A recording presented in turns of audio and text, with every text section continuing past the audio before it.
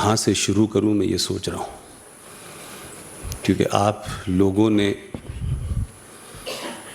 मेरे बारे में मुझसे ज़्यादा जान लिया है। लेकिन पहले तो मैं आपको इस बात के लिए धन्यवाद देता हूं कि आप लोग बहुत विजनरी लोग हैं।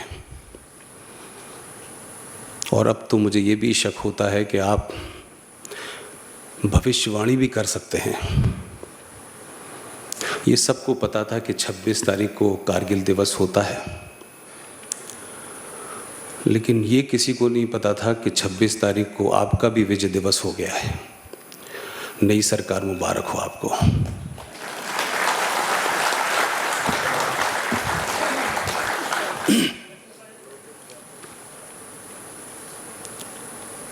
मैं अपनी बात शुरू करने से पहले आप सब लोगों से एक छोटी सी दरख्वास्त करना चाहता हूं कि आज की डेट में देश में बड़ा इंटेलेक्चुअल शब्द जिनके लिए गढ़ा गया था,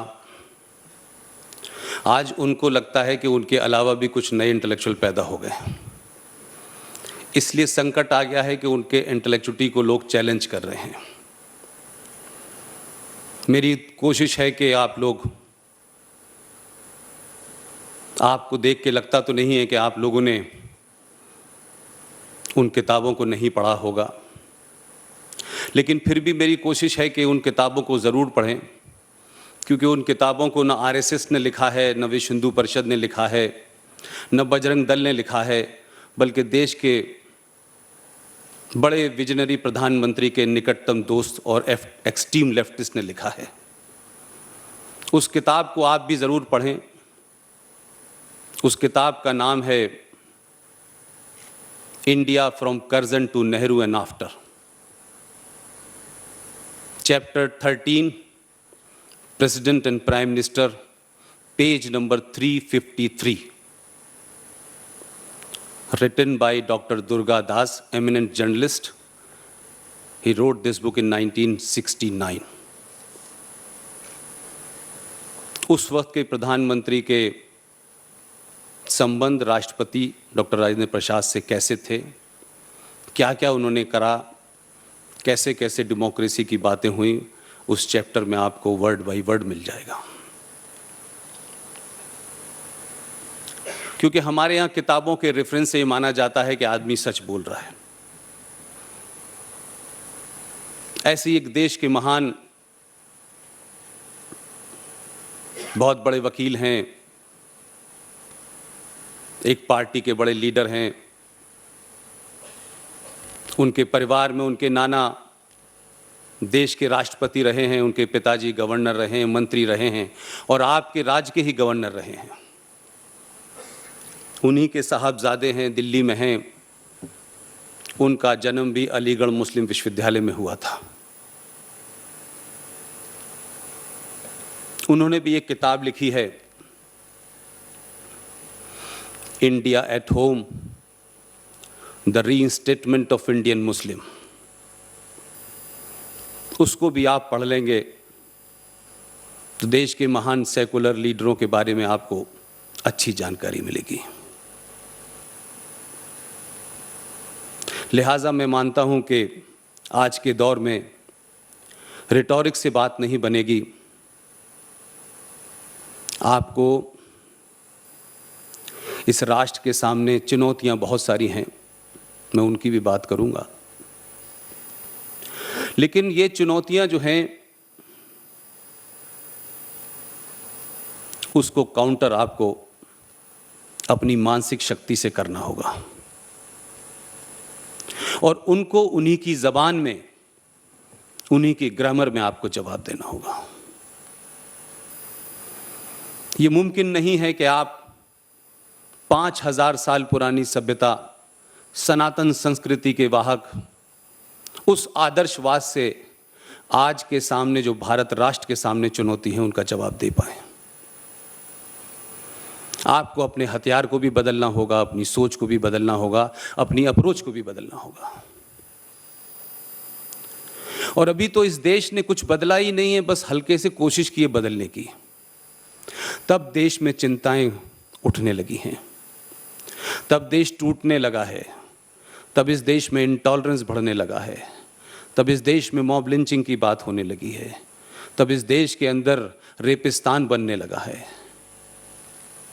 ये तमाम नैरेटिव, ये तमाम वो ताकतें हैं जिन्होंने 70 साल के अंदर सिर्फ आपसे सवाल पूछा है और आप जवाब देते देते देते देते इतनी दूर तक आ गए कि वो आपके जवाब से न संतुष्ट हैं, न मुतमईन हैं, न सेटिस्फाई हैं। और सिर्फ आपने इतना ही किया है पिछले 10 साल में कि सवाल अब आपने पूछना शुरू कर दिया है। उसके कारण इस देश के अंदर बड़ी उथल पुथल है। लोगों को लगता है कि सवाल पूछने का अधिकार सिर्फ उनको था, जवाब देने का अधिकार सिर्फ आपको है। अब सिर्फ जो है कुर्सी के उस तरफ कौन बैठा है, इस पे चिंता बढ़ गई है। लिहाजा देश में हर किस्म के खतरे गिनाए जा रहे हैं। मैं अपनी बात शुरू करता हूं। बिस्मिल्लाहिर्रहमानिर्रहीम। आज के प्रोग्राम के मुंतजमीन प्रबुद्ध भारत, बेलगावी के लोग, इस प्रोग्राम के मुंतजमीन, मेहमान खुसूसी, मेहमान अजीज़ी, ख़वातीन व हज़रात, मेरे बुज़ुर्ग, मेरे हम उम्र और नौजवान साथियों, मैं नहीं जानता कि मैं देश में ऐसी क्या बात कह रहा हूं जो लोग मुझे सुनना चाहते हैं, और अगर आप मुझे न बुलाते तो शायद मुझे ये पता भी नहीं होता कि बेलगावी कोई जगह है। लेकिन यहाँ आने के बाद मुझे पता चला कि यहाँ के लोग सिर्फ सुनना ही नहीं चाहते बल्कि सुन चुके हैं मुझे। मैंने एक बात ज़रूर तय की जब मैंने ये तय किया कि जिस मकसद से मैं पत्रकारिता में आया था कोई 26 साल पहले, जो मेरा कन्विक्शन था उस वक्त, वो मुझे लगता था कि आज की पत्रकारिता में वो मैं पूरा नहीं कर सकता। ये बात अलग है कि मेरी तालीम और तरबियत, मेरी शिक्षा दीक्षा एक ऐसी जगह हिंदुस्तान में हुई है जहां से पाकिस्तान के बनने की थ्योरी जनक पैदा हुई। मैं उसी माशरे में पढ़ा लिखा, वो तमाम सारी चीज़ें पढ़ी लिखी जो एक आम हिंदुस्तानी नहीं पढ़ पाता। और ना ही मैंने कभी इस बात को सोचा कि जो मुझे पढ़ाया जा रहा है वो मेरे धर्म का है या नहीं है, क्योंकि मुझे शायद अपने धर्म का बोध भी नहीं था कि उस माशरे में हमारे परिवार की गिनती 1 या 2 थी। लिहाजा जो कुछ पढ़ा मैंने, जो किताब में लिखा है वो पढ़ा, जो किताब में लिखा नहीं है वो सुना मैंने, और उस पूरे जीवन में करीब 26-27 साल तक मैं वहाँ रहा। और ये महज इत्तफाक है कि मेरे जीवन का आखिरी असाइनमेंट पाकिस्तान के साथ 12 साल तक रहा। लिहाजा तब मुझे लगने लगा कि अगर देश को सच बताना है तो पॉलिटिकली इनकरेक्ट होना पड़ेगा। और हमारे यहाँ मुझसे बेहतर बात कहने वाले बहुत लोग होंगे, लेकिन जब जब मुझे किसी को सुनने का मौका मिलता है तो मुझे लगता है कि आप जो कह रहे हैं वो कर नहीं रहे हैं, और जो कर रहे हैं वो कहना नहीं चाहते हैं। मैंने कहा कि मैं करूंगा भी वही, कहूंगा भी वही, किसी को अच्छा लगे या बुरा लगे। लिहाजा हमारे देश में कुछ सब्जेक्ट के ऊपर देश चुप रहना चाहता है। या तो 700 साल का डर है,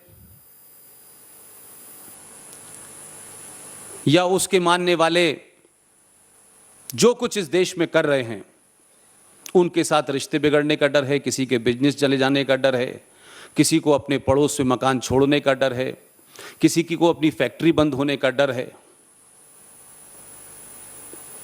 तो मुझे लगा कि अगर ये डर है तो ये डर बाहर आना चाहिए, और ये डर नहीं खत्म होगा तो ये राष्ट्र नहीं बचेगा। हम देश में सरकार किसकी हो, सरकार किसकी बदले, किस विचारधारा की हो, ये मेरे लिए कभी महत्वपूर्ण नहीं रहा। मैं मानता हूं कि सरकारों के बदलने से समाज नहीं बदलता है, समाज के बदल जाने से सरकार जरूर बदल जाती है। लिहाजा हमारे देखते देखते जो कभी असंभव लगता था, जो नामुमकिन लगता था लोगों को, वो मुमकिन हो गया। लेकिन ये मुमकिन हो तो गया है, लेकिन इसको सिर्फ राजनीतिक हार जीत से आगे बढ़ के देखें, क्योंकि समाज ने तय किया सब सरकारें बनी, तब आपकी मर्जी की सरकार बनी। आपने तय किया कि कौन सरकार में बैठेगा और कौन नहीं बैठेगा। जब ये तय कर लिया आपने, तो सरकार में एक भी वो नहीं जीता जिसे आप जिताना नहीं चाहते थे, और जिसे जिताना चाहते थे उनका नाम भी आपको नहीं पता, लेकिन वो किसी सिंबल के साथ खड़ा था, जिस सिंबल के साथ आप खड़े थे वो जीत गया। नहीं पूछा किसी ने कौन ठाकुर है, कौन ब्राह्मण है, कौन यादव है, कौन दलित है। नहीं तो इस देश में राजनीति तो इसी के इर्द गिर्द होती है। मुझे इस बात का एहसास है, और शायद इसीलिए मैं 2014 हो या 2019 हो, मैं बार बार समाज के बीच में उन बातों को रखना चाहता हूं जिससे समाज डरता है। हमारे साथ में 10-15 लोग हैं देश के, जिनको आप सभी जानते होंगे। कुछ लोगों को आपके संगठन ने दावत भी दी, वो आपके यहाँ आए भी हैं, उन्होंने अपनी अपनी बात रखी है। लेकिन मैं 2 लोगों को, वो बुजुर्ग भी हैं और पत्रकारिता के जीवन में एक लंबा उनसे साथ रहा। मैं जो कुछ भी आज कर रहा हूं, रिटायर्ड रॉ के पूर्व डायरेक्टर कर्नल RSN सिंह और GD बख्शी के कारण यहां खड़ा हूं मैं। पता नहीं उनको मुझ में क्या नजर आया, और उन्होंने कहा कि इस विषय पे सिर्फ आप बोल सकते हैं और आपको बोलना है। और मुझे उन पे क्या यकीन हुआ कि मैंने अपनी बीवी तक की नहीं बात मानी, और मैंने सब चीजों से रिजाइन कर दिया। और जब बोलना शुरू किया था तो मुझे नहीं लगता था कि बोले लोग क्यों सुनेंगे, मैं कोई बहुत सेलिब्रिटी भी नहीं हूं, न मेरा कोई ऐसा बैकग्राउंड है, न कोई मेरे साथ बड़ा संगठन है। लेकिन 2 साल में मुझे एहसास हुआ कि अगर देश के सामने आप सच बात रखें, कन्विक्शन के साथ रखें, फैक्चुअल रखें, तो ये देश आपके साथ खड़ा हो जाता है।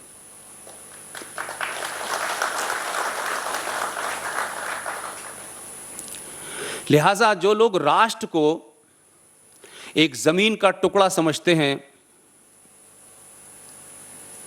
उन्होंने ऐसे कई जमीन के टुकड़े इस भारत राष्ट्र में से पहले ही ले चुके हैं, लेकिन वो राष्ट्र नहीं बने। ये कहते तो हैं वो हम राष्ट्र हैं, लेकिन वो राष्ट्र नहीं है, वो जमीन के टुकड़े के मालिक जरूर हैं। भारत एक राष्ट्र है। राष्ट्र की परिभाषा में उसको आप बयान नहीं कर सकते हैं कि इस राष्ट्र में ये होगा, ये नहीं होगा। लिहाजा कुछ राष्ट्र पैदा हुए हैं, उनकी डेट तय है कि फला दिन वो पैदा हुए हैं। 14 अगस्त 1947 को पाकिस्तान बना, 16 दिसंबर 1971 को बांग्लादेश बना, और आप सारे दुनिया के देशों की आपको पैदा होने की डेट पता है, वो मनाते भी हैं। लेकिन हमारे पूर्वजों ने बिना सोचे समझे, बिना सच्चाई को जाने या अपने राजनीतिक स्वार्थों के चलते या अपनी तत्कालिक जरूरतों को पूरा करने के लिए भारत को कहा गया कि 15 अगस्त 1947 में भारत पैदा हुआ है। और यह हमको बताया गया कि 15 अगस्त 1947 से पहले तो भारत था ही नहीं, भारत की कल्पना ही नहीं थी, ये तो अलग छोटे छोटे टुकड़ों में बटा हुआ था। और एक नैरेटिव से मैं बहुत परेशान हूं जो हम कॉन्शियसली अनकॉन्शियसली बोलते हैं कि 15 अगस्त 1947 को हमें आजादी मिली।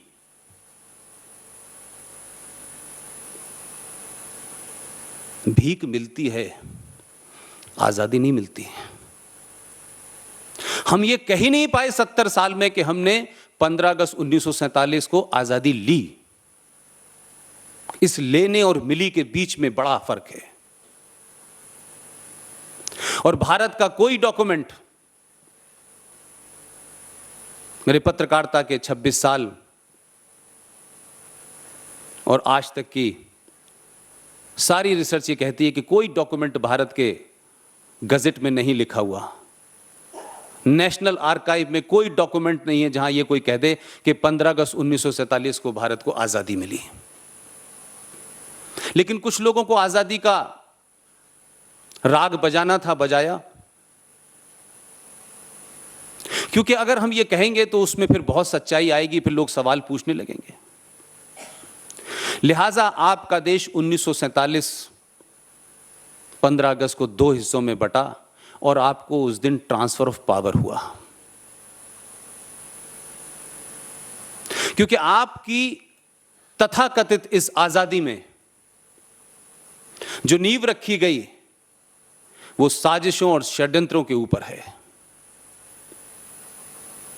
पूरे इतिहास को तोड़ मरोड़ के नहीं, बल्कि इतिहास को दबा दिया गया।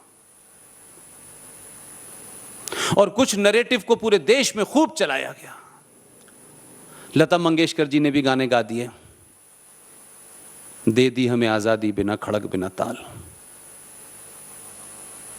अहिंसा परमो धर्मा, नॉन वायलेंस। ये तमाम सारी चीजें ऐसी गढ़ी गई कि मेरी कोई बहुत उम्र नहीं है ऐसी कि मुझे इतना एक्सपीरियंस हो, लेकिन मेरा अपना जो भी एनालिसिस है, मुझे लगा कि 70 साल में इस देश में कोई सुभाष चंद्र, कोई विवेकानंद या कोई वीर सावरकर बनने वाला क्यों नहीं होता पैदा। इस देश में बौने क्यों पैदा होते हैं। हर आदमी को पावर चाहिए। पावर के लिए वो धर्म का इस्तेमाल करेगा, जाति का इस्तेमाल करेगा, लैंग्वेज का इस्तेमाल करेगा, जाति जाति के बीच में भेद करेगा। उसे सिर्फ सत्ता चाहिए, उसे ये देश नहीं चाहिए। सत्ता किसी भी तरीके से मिल जाए, अपनों के साथ गद्दारी करके मिल जाए, देश के साथ गद्दारी करके मिल जाए, और ये सिलसिला लगातार चल रहा है। तब लगता है कि जो सच में उस वक्त भी अच्छे लोग थे जिन्होंने असर्ट किया, लेकिन वो बेचारे इतने महान लोग थे, इतने कद्दावर लोग थे। और बड़े लोगों की और कद्दावर लोगों की एक बड़ी वीकनेस भी होती है कि वो अक्सर बौने लोगों से हार इसलिए जाते हैं कि बौने लोग उनको अपने लेवल पे लाते हैं और फिर हरा देते हैं।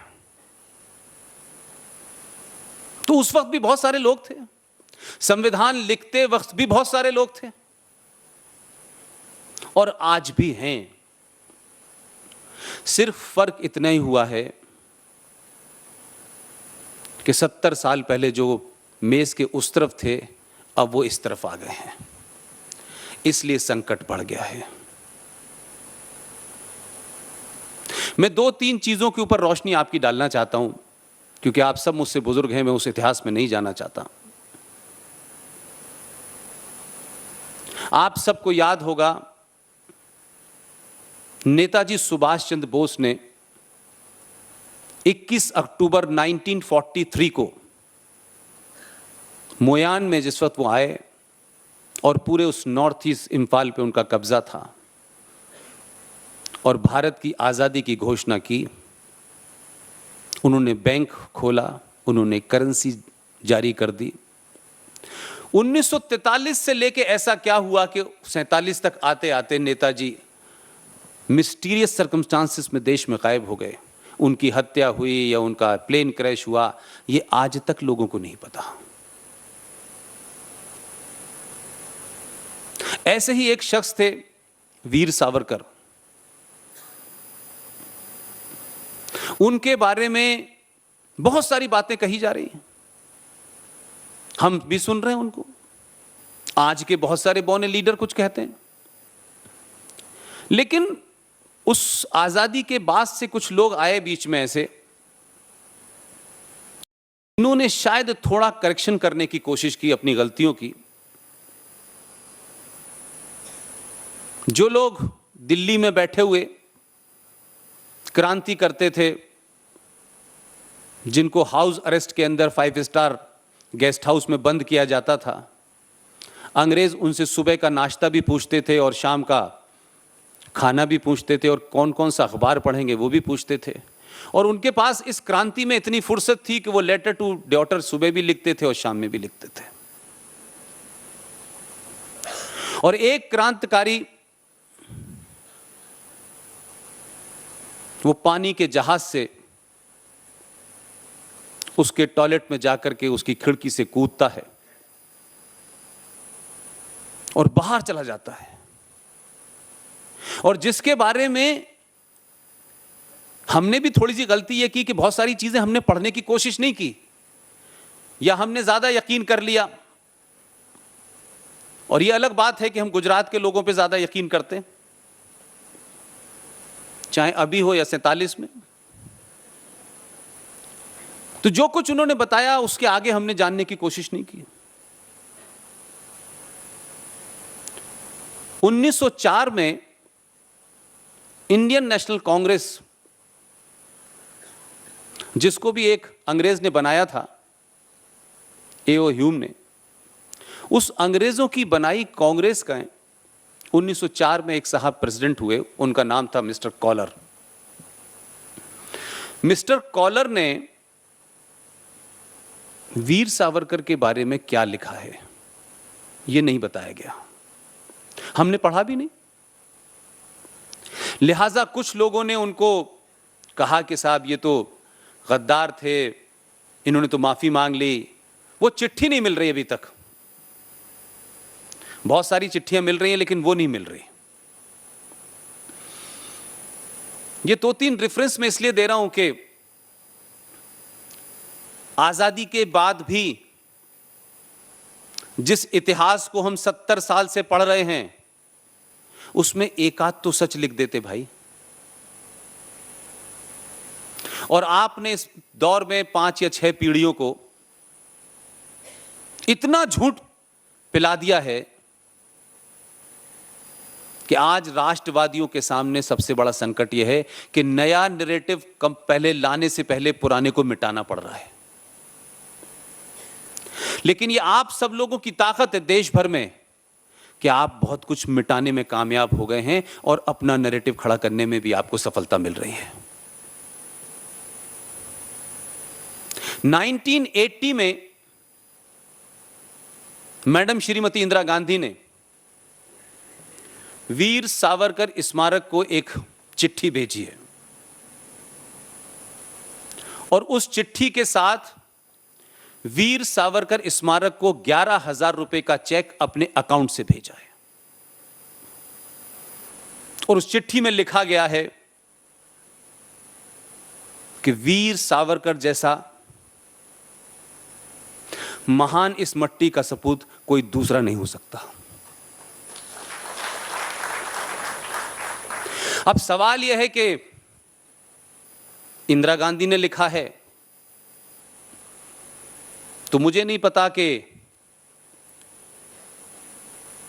राजस्थान के मुख्यमंत्री जिन्होंने शपथ ली है कुछ दिन पहले ही, और शपथ लेने के बाद उन्होंने पहला काम ये किया, उन्होंने कहा कि सावरकर वीर नहीं थे, लिहाजा हम उनके नाम के आगे से वीर हटा देते हैं, क्योंकि वीर तो वो हैं खुद। उनकी वीरता तो पूरा देश देख रहा है, 10 जनपद की चप्पलों में पड़े हुए हैं। कहते हैं ऐसे महान, उनकी अब डेफिनेशन ही अलग है वीर होने की, तो वो सावरकर को कैसे वीर मानेंगे भाई। लेकिन मैं बार बार जो बात आपसे चाहता हूं, आज की जो जनरेशन है उसको सच बताइए। और जब हम पूरी दुनिया का यह नैरेटिव सुनते हैं कि 21वीं सदी भारत की होगी, और हमें यह सुन के बड़ा फख्र भी होता है, तो हमें यह भी याद रखना चाहिए कि सिर्फ कहने से नहीं होगी। आपको 21वीं सदी भारत की होगी, इसके लिए 20 साल पहले इक्विप्ड कर दिया गया था कि 70 साल के अंदर मुझे नहीं लगता कि आप में से कितने लोगों के विचार कभी किसी अखबार में लेटर टू एडिटर तक में आए हों, किसी टेलीविजन की डिबेट में आपकी बात रखी जाती हो, आप जिस सोच को समझते हैं उसके बारे में कोई चर्चा होती हो। लिहाजा जिन्होंने ये कहा कि 21वीं सदी भारत की होगी, उन्होंने 20 साल पहले आपको एक मोबाइल दिया था और कहा कि ये क्रांति सिर्फ आपके लिए है, और ये मोबाइल न होता तो राष्ट्रवादियों के विचार का आदान प्रदान इतनी दूर तक नहीं होता कि मैं बेलगावी आ जाता।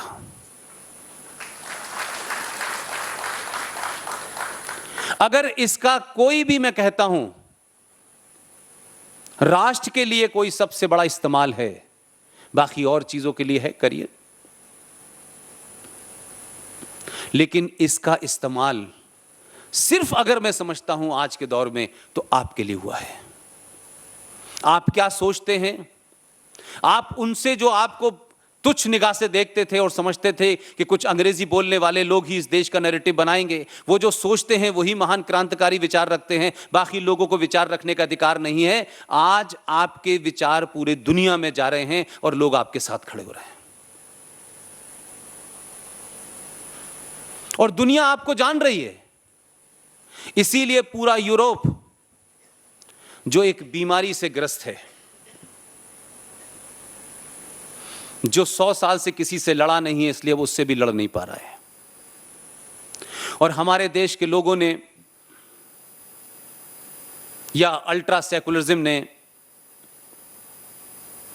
या राजनीति पे पहुंचने वाले बौने लोगों ने उसके बारे में जो नैरेटिव क्रिएट किया, उसमें हमने अपना धार्मिक भजन भी दांव पे लगा दिया। देश तो लगाया, हमने भजनों को भी सेकुलर बना दिया, लेकिन उसके बावजूद भी सेकुलरिज्म नहीं मिला हमको। एक भजन है जिसके बारे में देश में कम चर्चा होती है, लेकिन अब क्योंकि हमारे पिताजी थे वो, अब उन्होंने गाया है तो उस भजन को गुनगुना रहे हैं हम लोग। लेकिन पिताजी की मजबूरी समझ में आती है, वो किसका एजेंडा था, क्यों था। लेकिन अगर बच्चों को समझ में आ गया है तो उसको बंद कर दें गाना, और जो असली भजन है वो कोई आज के लोगों ने नहीं लिखा, जो असली भजन लिख के गए थे, जो भजन पूरा है, उसे गाना शुरू कर दें। एक भजन की लाइन है, ईश्वर अल्लाह तेरा नाम सबको संपत्ति दे भगवान। ये उस भजन का हिस्सा ही नहीं है, न ये लाइन उस भजन में है। जिस पंडित जी ने वो लिखा था वो सब अवेलेबल है, और इसीलिए मैंने कहा कि ये जो छोटा सा खिलौना है जिससे बुजुर्ग से लेकर के 10 साल तक का बच्चा खेल रहा है, उससे अब झूठ नहीं बोला जा सकता। उसने असली भजन डाउनलोड कर दिया है। लिहाजा 15 अगस्त 1947 को भारत आजाद हुआ, भारत भारत बना। उससे पहले भारत नहीं था। और वो तमाम किताबें जो लोग लिख के गए और आपको अवेलेबल नहीं थी, क्योंकि कुछ लोग ये कहते थे I am by accident Hindu, उनकी संतानें जनेऊ डाल के हिंदू होना साबित कर रही हैं। ये बात मैं इसलिए कह रहा हूं, मेरे लिए कोई पॉलिटिकल एजेंडा नहीं है। मेरा कोई कमेंट किसी इंडिविजुअल पे नहीं है। ये आपकी ताकत है, क्योंकि 70 साल तक आपको यह बताया गया कि आप गंवार लोग हैं, सपेरों वाले लोग हैं, जादू टोने वाले लोग हैं, जातियों में बटे हुए हैं। आपको तो 700 साल तक गुलाम रखा गया है, और उसके बीच के और आगे पीछे का इतिहास ही नहीं कोई बताता। और जिनका इतिहास नहीं है वो आपको इतिहास पढ़ा रहे हैं। यह मैं इसलिए कह रहा हूं कि जब आपने अपने 5000 साल, कम से कम जो लिखित की बात है, लोग कहते हैं उससे भी आगे है, 5000 साल पुरानी सभ्यता, जिस दिन आपको बोध हुआ, जिस दिन आपका पुरुषार्थ जगा, जिस दिन आपको अपने पूर्वजों पे सम्मान होने लगा, तो आपने 2014 पैदा कर दिया। यह सिर्फ आपके उस लंबे 700 साल की गुलामी से निकलने का एक हल्का सा प्रयास है। इसमें किसकी जीत हुई, किसकी जीत नहीं हुई, लेकिन इसमें जीत राष्ट्र की हुई।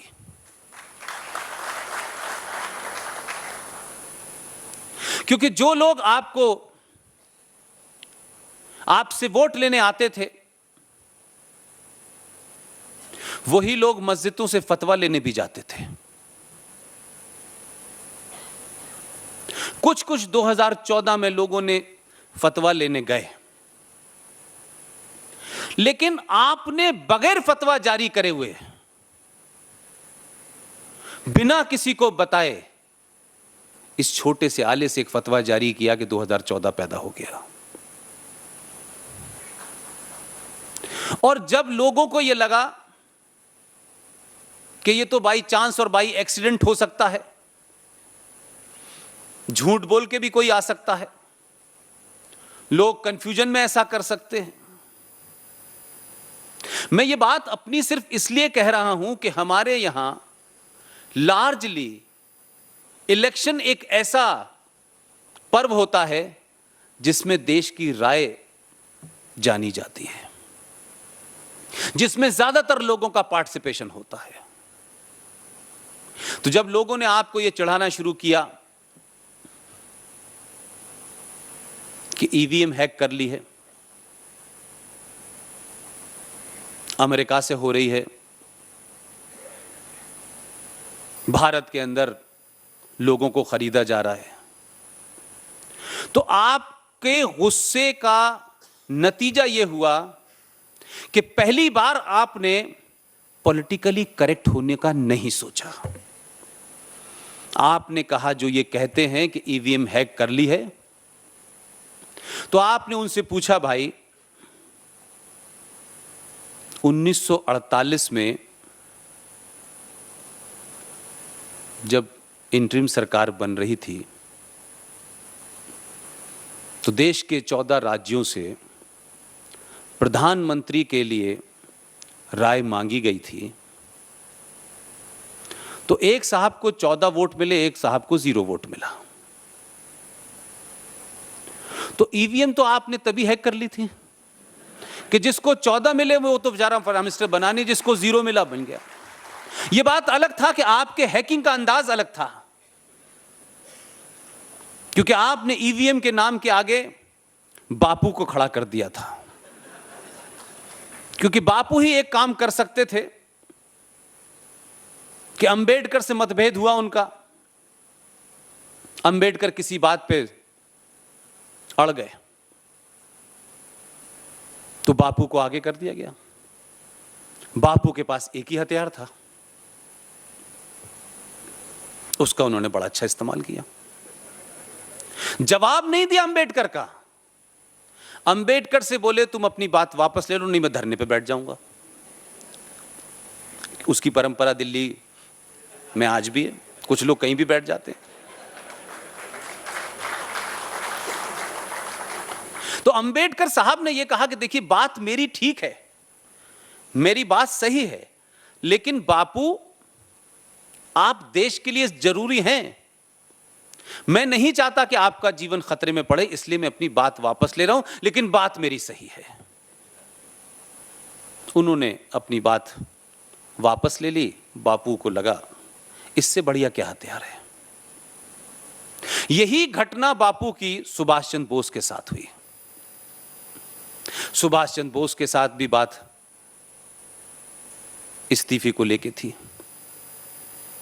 उन्होंने कहा आप चाहते हैं ये लीजिए।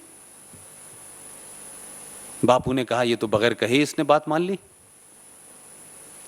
तीसरी बापू ने जो बात कही, मैं ये किसी संदर्भ के लिए कह रहा हूं, हिस्टोरिकल फैक्ट के साथ जो उसका इंटरप्रिटेशन है, मैं वहां आपको ले जाना चाहता हूं।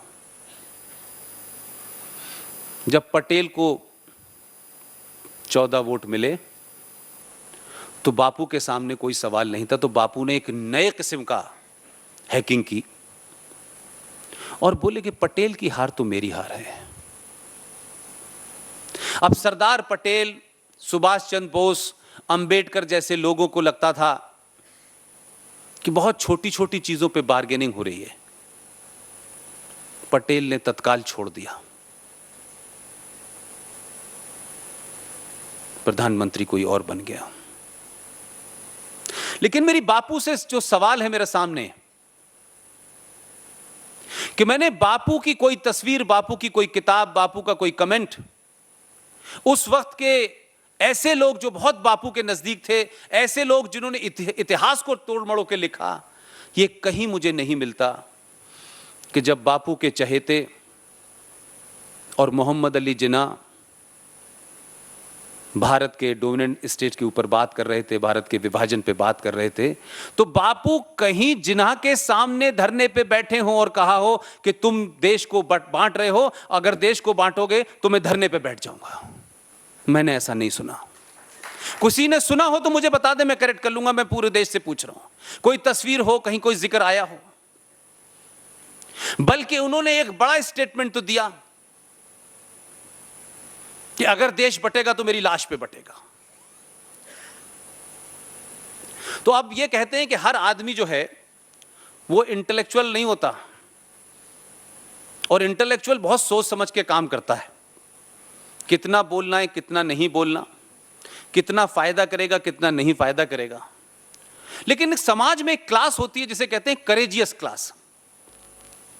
वो रिजल्ट में यकीन रखती है, वो बहुत ज्यादा अगर मगर में, चुनाचे में कोई फर्क नहीं पड़ता उसको, लोग क्या कहेंगे इसके चक्कर में नहीं पड़ता। इसमें लगता है समाज का, अगर जब कभी 100 साल के बाद जब आप उस पर एनालिसिस करें तो हो सकता है कि आप उसके बारे में कोई भी राय बनाएं, कैसी भी राय बनाएं, लेकिन एक समय जरूर आता है कि जिस सोच के साथ उसने कोई काम किया होता है उसके बारे में डिस्कशन होने लगता है। कुछ अच्छा कहते हैं, कुछ बुरा कहते हैं, कुछ सही बताते हैं, कुछ गलत बताते हैं। तो जब उन्होंने कहा कि मेरी लाश के ऊपर 2 टुकड़े होंगे, तो एक जज्बाती आदमी को लगा कि इन्होंने तो कहा था मेरी लाश पे 2 टुकड़े होंगे, देश के तो 2 टुकड़े हो गए, ये तो साबुत है। तो उसको ये लगा होगा, मैं ये बात मानता हूं, इसलिए कि जब आप अपना किसी को लीडर मानते हैं या किसी पे विश्वास करने लगते हैं या किसी को एक ऐसा आदमी मानते हैं कि ये सब कुछ कर देगा और इसने कहा है तो जरूर कर देगा,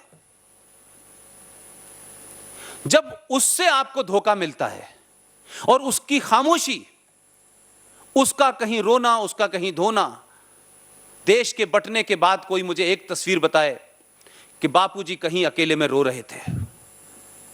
बापू कहां थे जब देश के अंदर 21 लाख लोगों की लाशें पड़ी हुई थी, जब पूरे बंगाल में लोग सड़कों पे अपने बच्चों की लाशें ढूंढ रहे थे, स्टेशनों पे माओं की लाशें ढूंढ रहे थे, जब मरे हुए लोगों को लोग कुत्ते खा रहे थे, जब पंजाब के अंदर 50,000 औरतों का रेप हो रहा था, दिल्ली में जनगण मन बच रहा था और आजादी की तथाकथित घोषणा हो रही थी। उस शख्स को लगा होगा, गलत सही मैं नहीं फिर कह रहा, यह समय तय करेगा। अभी तो 70 साल हुए हैं कि एक शख्स ने ऐसा क्यों सोचा कि जिस शख्स के कह जाने से नौखली के दंगे में जब गांधी जी गए तो लोग हाथ में तलवार लिए खड़े हुए थे, हिंदू मुसलमान को एक दूसरा मार रहे थे, लेकिन गांधी जी के जाने के बाद लोगों ने अपने हथियार छोड़ दिया। इस तरीके का यकीन जब आपको अपने लीडर पे होता है, और वो लीडर जब आपको उसके आपके भरोसे पे जब उसको कुछ मिलावट लगती है, तो आपकी सोच की क्या आप करेंगे ये आपको पता नहीं होता। इसलिए 70 सालों में जिन लोगों को आपने चुना, उन लोगों से आप इतने ठगे हुए थे कि आप एक बारीक सा रास्ता ढूंढ रहे थे कि कोई भी मिल जाए, कैसा भी मिल जाए, लेकिन ऐसा ना हो। तो आपने अपनी ताकत का प्रदर्शन किया। तो वो शख्स उठा, उसके उस एक्ट को कोई जस्टिफाई आज के दौर में भी नहीं कर सकता, और कम से कम भारत जैसे देश में इसलिए नहीं कर सकता, ये तो हजारों लाखों पुरानी सभ्यता का देश है, इसके ना पैदा होने की किसी को डेट पता है, और ना इस राष्ट्र में या इस संस्कृति में रहने वाले लोगों का कोई फाउंडर है। हम सबको पता है क्रिश्चियनिटी का फाउंडर कब से है, हम सबको पता है कि इस्लाम का फाउंडर कौन है, लेकिन हमको नहीं पता कि हिंदू सनातन संस्कृति का फाउंडर, ना हम पैदा हुए हैं ना हम मरने जा रहे हैं। यह सनातन संस्कृति अनादिकाल से है। यह बात अलग है कि हमको 1947 में पढ़ाया गया कि भारत जो है 47 में बना, तो क्या कुंभ का मेला 1947 से शुरू हुआ था? इस देश की तमाम चीजें, चाहे वो जंगल हो या नदियां हो, वो आपकी संस्कृति का हिस्सा है। कुछ लोगों के लिए नदी गंगा हो सकती है, लेकिन आपके लिए गंगा पूजनीय है। इसलिए कि नहीं कि आप गंगा को भी पूछते हैं, कैसे मूर्ख लोग हैं, गंगा को भी पूछते हैं, पेड़ों को भी पूछते हैं, क्योंकि आप इस ब्रह्मांड में जो भी कुछ है, इस कायनात में जो भी कुछ है, उसके हिस्से हैं। यह कायनात आपके लिए नहीं बनी है, आप सिर्फ इसके एक छोटे से हिस्से हैं, बस। इस संस्कृति में और एक दूसरी संस्कृति है जो यह कहती है कि इस कायनात में जो भी कुछ है सिर्फ तुम्हारे लिए है, तुम इसका जैसे चाहो दोहन करो। इसका मेल कैसे हो सकता है? लिहाजा उस शख्स को लगा कि देश बट गया, लाखों लोग मारे जा रहे हैं। वो आया दीवाने की तरह और उसने आके गोली मार दी। उसको उसकी सजा मिली और मिलनी चाहिए, लेकिन इस ईमानदारी के ऊपर बात कहने में लोगों को क्यों प्रॉब्लम होती है भाई? उसका एक्ट गलत था, उसने रास्ता गलत चुना, लेकिन क्या वो शख्स आतंकवादी था? पहले कोई चोर गुंडा बदमाश था क्या? कोई कातिल था? कोई मर्डरर था? उसका अपने राष्ट्र के प्रति पागलपने की हद तक डिवोशन था, और जितनी उसकी सोच थी, उसको लगा कि शायद मैं यही कर सकता हूं और आगे बढ़ने से बचा सकता हूं। उसने जाके मार दिया। वो मारने के बाद भागा नहीं, उसने अपने बचाव में कोई कमेंट नहीं किया, कोई दलील नहीं दी, और फांसी पे चढ़ गया। क्या हम उस शख्स के बारे में बात करते ही कम्युनल हो जाते हैं? और यह अजीब बात है कि जब तक दूसरी सोच के सत्ता पे लोग रहते हैं तब तक जिक्र नहीं होता। तब तो इंदिरा गांधी चिट्ठी लिखती हैं सावरकर के बारे में, और जैसे ही एक खास सोच के लोग सत्ता के नजदीक पहुंचते हैं तो कहते हैं ये तो नाथूराम गॉडसे की सोच वाले लोग हैं। अरे नाथूराम गॉडसे 100% ईमानदार तो था कम से कम।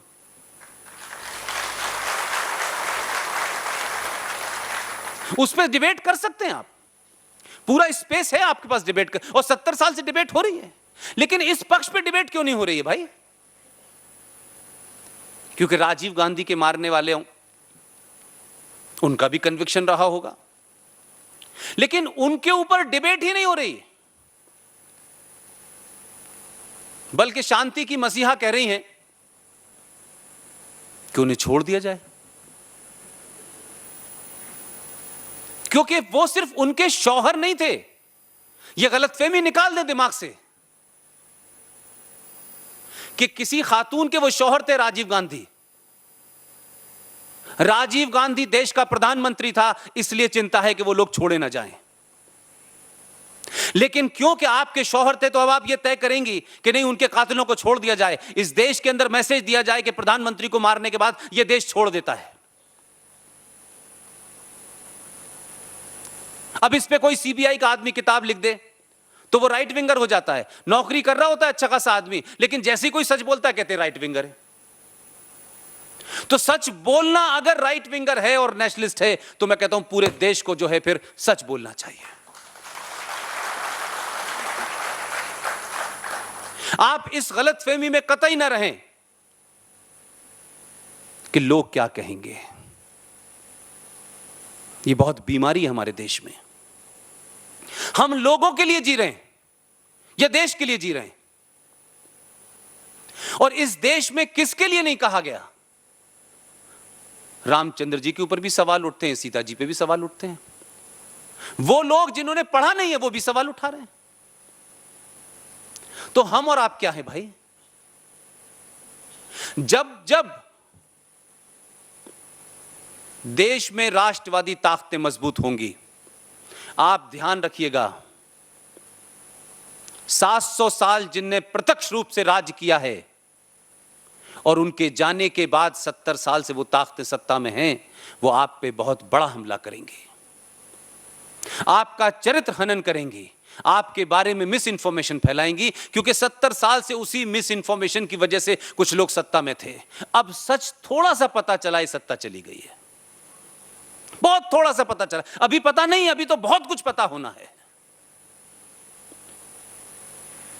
इसलिए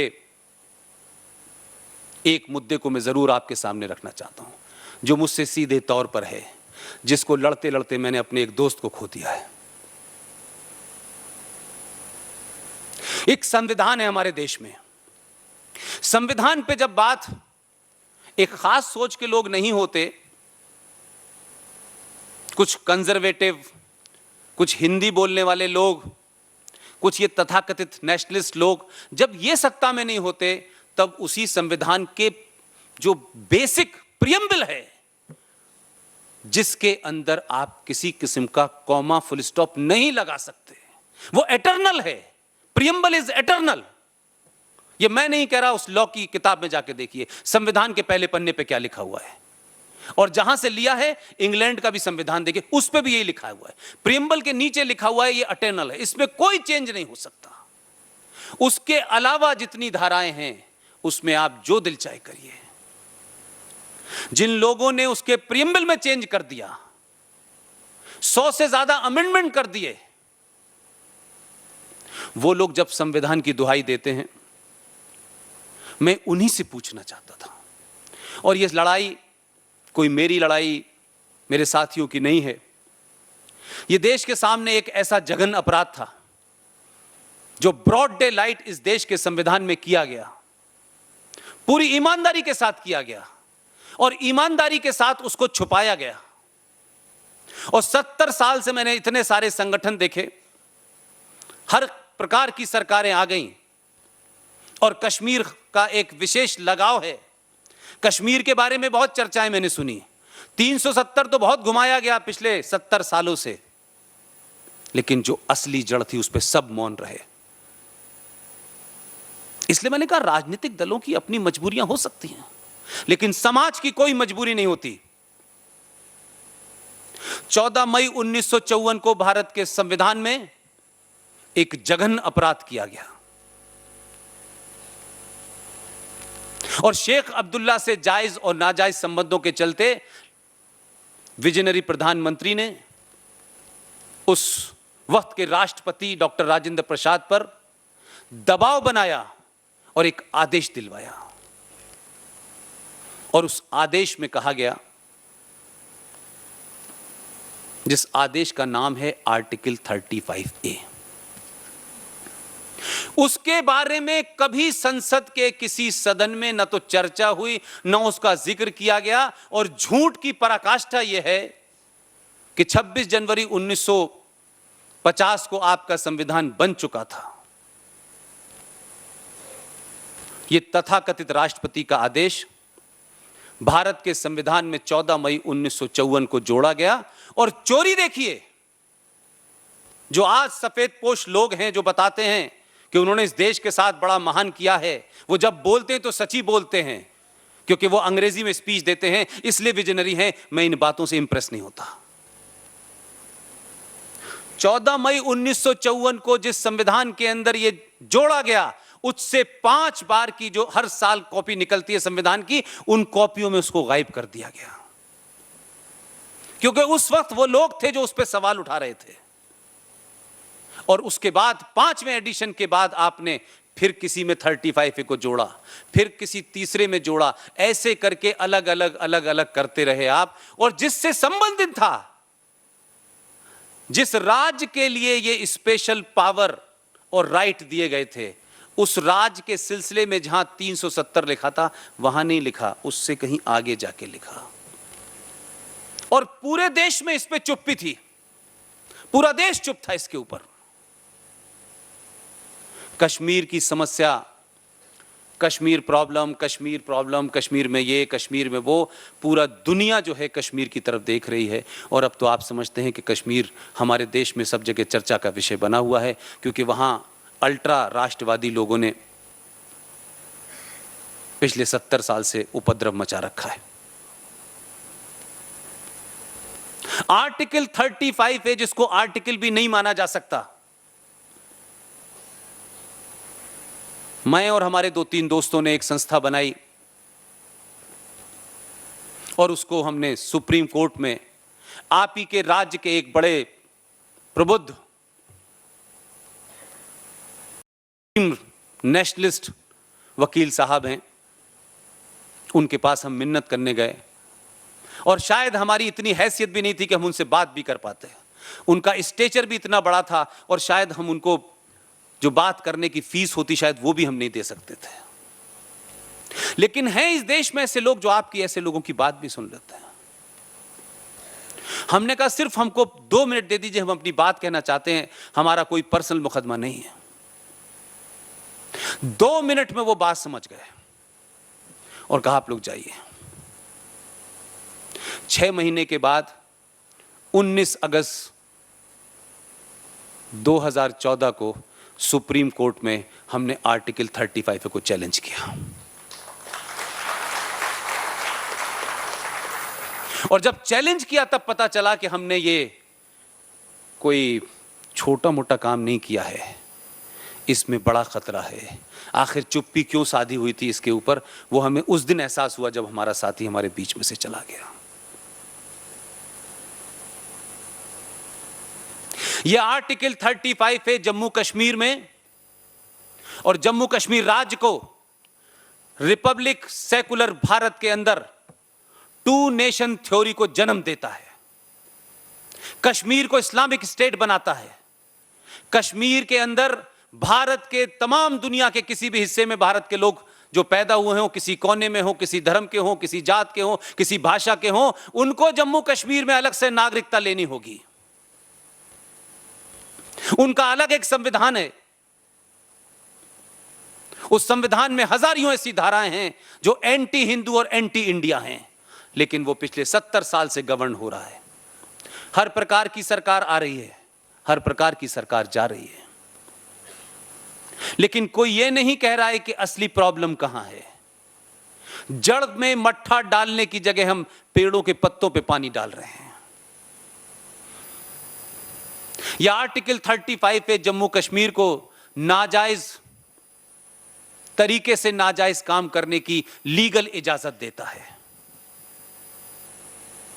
यह वहां की सरकार को इस बात की इजाजत देता है कि वो ये तय करेंगे कि किसको नागरिकता देनी है, किसको नहीं देनी है। यही आर्टिकल 35A की वजह से हिंदुस्तान का नागरिक, जो भारत के संविधान में आपको आजादी देता है कि आप भारत के किसी कोने में जो भारत का हिस्सा है, और कम से कम एक ही हिस्सा है जिसे हम सुबह शाम रटते हैं, अभिन्न अंग है, अभिन्न अंग है। कभी बिहार के बारे में सुना आपने? कभी कर्नाटक के बारे में सुना कि अभिन्न अंग है? लेकिन इसके साथ विशेष दर्जा लगा हुआ है कि अभिन्न अंग है, उसके बावजूद भी आप वहां जाके नहीं बस सकते हैं। लेकिन इसी आर्टिकल को नेहरू जी के महान दोस्त, जिनके लिए उन्होंने देश के साथ गद्दारी की, संविधान में झूठ बोला, उन्होंने जब जम्मू कश्मीर में यह संविधान में जुड़ा, जम्मू कश्मीर का संविधान 1956 में ड्राफ्ट बना और जनवरी 1957 में उनका संविधान लागू हो गया। वो उनसे भी आगे थे, नेहरू जी के दोस्त थे, तो ऐसे ही होंगे। देखिए, ये मेरा गुस्सा है, ये मेरे लिए कोई पॉलिटिकल तकरीर नहीं है, लिहाजा इस जद में नेहरू जी भी आएंगे, इस जद में बापू भी आएंगे, लेकिन मुझे कोई फर्क नहीं, मुझे किसी पार्टी का टिकट नहीं चाहिए।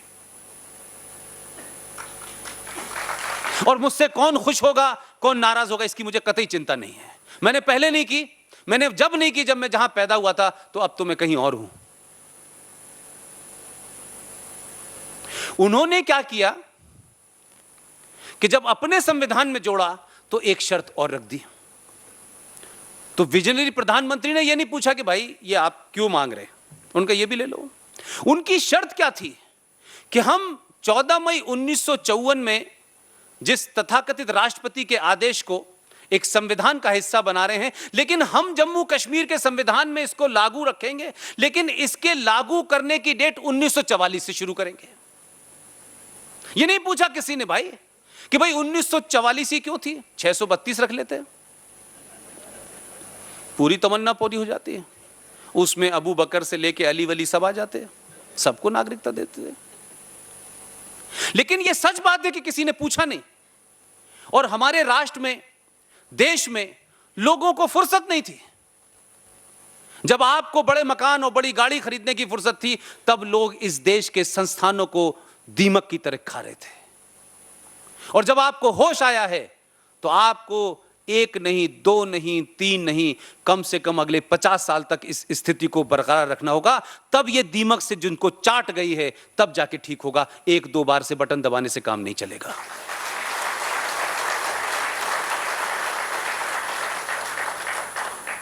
उन्नीस 1944 की डेट इसलिए रखी गई, और यह बात मैं पूरे होशो हवास में, पूरे कन्विक्शन के साथ कहता हूं कि जब हम आज बात करते हैं कश्मीर को लेकर के, तो हमारे यहां एक नैरेटिव दिया गया जो टोटली फ्रॉड था। वो पॉलिटिकली कुछ लोगों को सूट कर सकता हो, क्योंकि हमारे यहां राजनीति में नए नए प्रधानमंत्री जो आते हैं, वो एक नया एक्सपेरिमेंट करते हैं। वो हर बार उसी बात को दोहराते हैं और एक नए तरीके से दोहराते हैं। मेरे 12 साल के जीवन में मैंने जितना हंसी का पात्र वहां बना हूं, वो अपने यहां की मूर्खता के कारण बनता हूं, और शायद वो यही समझते हैं आपको भी। एक प्रधानमंत्री आए, उन्होंने कहा भाई हम ये क्या कर रहे हैं भाई, हमें हथियारों की जरूरत ही नहीं, हमारे पास तो डंडा है, क्या करना है हथियारों की। तो 62 हो गया। जब पिट गए तब समझ में आया। एक प्रधानमंत्री आए, उन्होंने कहा अरे हम ये जासूसी वासूसी क्यों करते हैं भाई, हम तो शांति प्रिय लोग हैं। हमारा एक संगठन जिसमें RSN सिंह साहब काम करते थे, उस संगठन के बहादुर लोगों ने आपके पड़ोसी मुल्क में जिस जगह बम, न्यूक्लियर बम के लिए जो फ्यूजन बनाया जाता है, वहां 3 आदमी आपके प्लांट थे, नाई की दुकान बना ली थी उन्होंने। अब इस तक पहुंचने के लिए कितनी मेहनत करनी होगी। उस प्लांट में जो लोग काम करते थे उनको बाहर जाने की इजाजत नहीं थी, सब कुछ वहीं रखा था। यह बात अलग है कि 3 आदमी आपकी वहां नाई की दुकान खोलने में कामयाब हो गए थे। बाल काटने से पता चला कि उन बालों में किस चीज के रेशे हैं। उन रेशों को भेज करके बता दिया कि जो बम धमाकों के लिए फ्यूजन बन रहा है वो यहां बन रहा है, कठुआ में। प्रधानमंत्री को बताया गया, उन्होंने फोन करके कहा, भई आप बम क्यों बना रहे हैं? तीनों मार दिए गए। एक प्रधानमंत्री आए, वो भी पाकिस्तान से माइग्रेट हुए थे। उन्होंने ऑफिशियली जो भारत की खुफिया एजेंसी है उस डीप स्टेट को ऑफिशियली खत्म किया। उनका नाम था आई.के. गुजराल। फिर एक और आए। हमारे यहां कंसिस्टेंसी नहीं है। हम अपने 5000 साल पुराने इतिहास से और 700 साल की गुलामी के दरमियान में क्या हुआ है इसको सीखना ही नहीं चाहते। हर आदमी आता है सत्ता पे बैठते, उसको लगता है कि नहीं, आई एम ए स्टेटमैन, मुझे कुछ नया करना है, दुनिया मेरी वाह वाह करे। इस वाह वाह के चक्कर में यह देश बर्बाद हुआ है। एक प्रधानमंत्री हमारे बस लेके गए, हम बस लेके जा रहे थे, वो पैदल आ गए कारगिल में। और हमने एक जर्नल को, जिसका पूरी दुनिया में उजागर हो गया, उसको राष्ट्रपति बनवा दिया। खैर बस डिप्लोमेसी हुई, वो भी खत्म हो गई बात।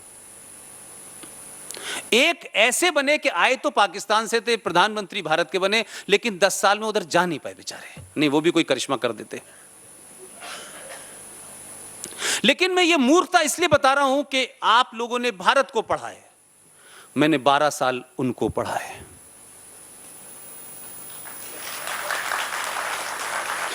इसलिए मैं अगर जानता भी हूं तो मुझे अब इस देश को बताने में कोई गम नहीं है, क्योंकि मुझे अब उस प्रोफेशन में वापस नहीं जाना। आपको नहीं पता कि कारगिल के बाद एक बड़ा दुखद घटना घटी है, जिस कारगिल युद्ध की हम चर्चा कर रहे हैं। और यह आपके यहां तो नहीं बताया जाएगा, वहां बताया गया, गोल्डन लेटर्स में है, मिनट टू मिनट बताया गया। आप सबको याद होगा, ये तो अभी चंद साल पुरानी घटना है कि कारगिल युद्ध में परवेज मुशर्रफ का जो मैसेज था वो आपके महान सपूतों ने टेप कर लिया था। कितने बजे क्या बोला, क्या कहा, सारी वो रिकॉर्डिंग है थी। क्योंकि हमारी समस्या यह है कि हम ये मानते हैं कि जितने महान संस्कृति के लोग हम हैं, जितने आदर्शवादी हम हैं, उतने ही दूसरे लोग होंगे। और इसी गलतफहमी में हम 700 साल से गुलाम हैं और आजादी के बाद भी गुलाम हैं। आप आदर्शवादी हैं, रहिए, आपकी संस्कृति आदर्शवादी थी, उस पर गर्व कीजिए। लेकिन वर्तमान में समाज आदर्शवादी नहीं है। समाज जिस किस्म का है उसी हथियार से लड़ाई लड़ी जाएगी, नहीं आप मार खाते रहेंगे। वो लोगों ने कहा कि देखिए साहब, वो पूरे देश में पता है, आपके उस वक्त के प्रधानमंत्री से लेकर के एक एनएसए थे, बहुत महान एनएसए, उनकी बड़ी चर्चा होती है। और हमारे यहाँ एक और बड़ी प्रॉब्लम है सर,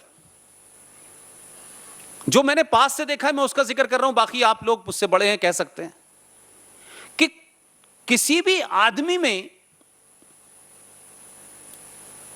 निजी तौर पे छोड़ दीजिए, अगर उसको राष्ट्र के नाम पे भी कुछ पता चल जाता है, तब भी वो अपने संबंधों के खराब होने और उस बात को कहने से या तो कतरा जाता है या खामोश हो जाता है।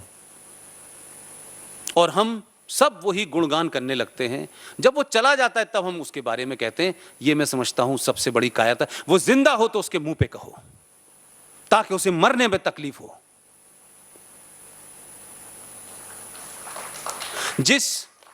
जिस चीज की मैं बात कर रहा हूं, जिस रिकॉर्डिंग की मैं बात कर रहा हूं,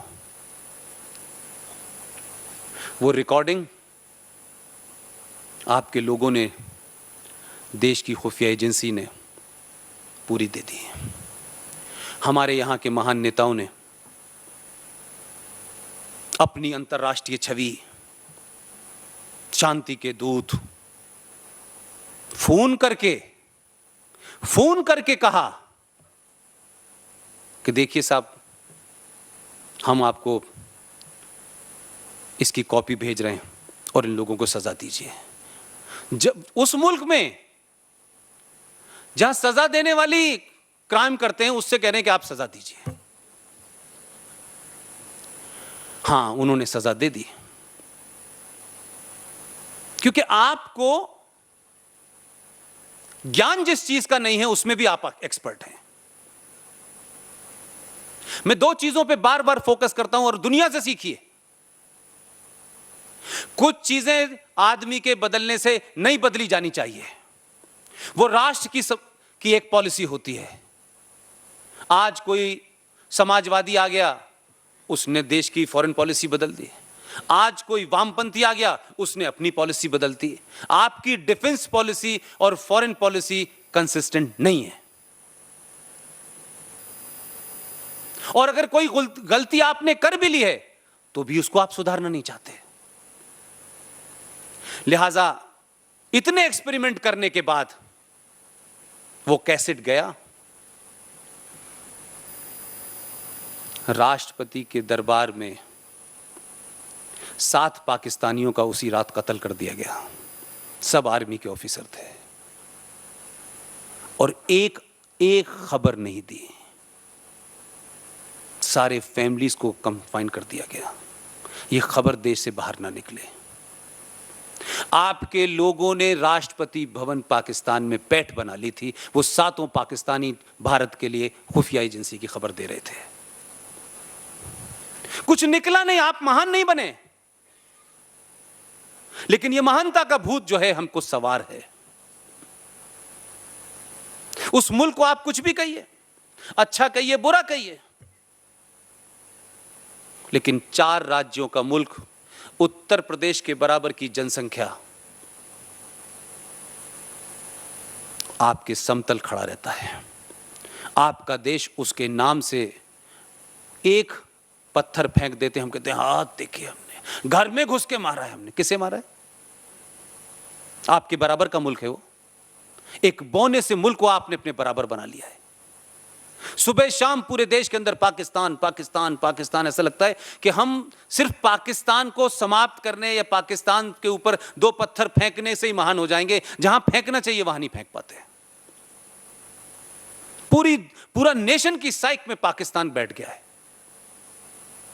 उसको पता है कि कहां पर किस बात के कहने से भारत के अंदर गड़बड़ी होगी। वो अपने काम पे लगा हुआ था। वो जिस मकसद के लिए बना है वो काम बखूबी कर रहा है। उसमें वो 1 इंच आगे पीछे नहीं हुआ। उनके यहां सेंट्रिस्ट, लेफ्टिस्ट लीनिंग के भुट्टो को भी देखा हमने, और एक्सट्रीम इस्लाम को मानने वाले जियाउल हक को भी देखा, नवाज शरीफ को भी देखा, बेनजीर को भी देखा, मुशर्रफ को भी देखा, लेकिन कुछ बदला नहीं। आपके यहां बदलता रहता है।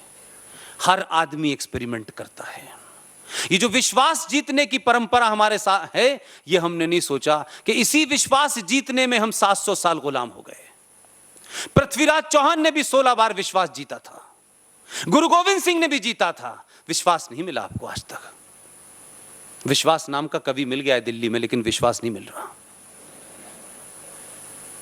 हम कब तक सब जानने के बावजूद भी इस कोशिश में लगे हुए हैं कि नहीं, पूरी दुनिया का विश्वास जीतने के बाद हम करेंगे।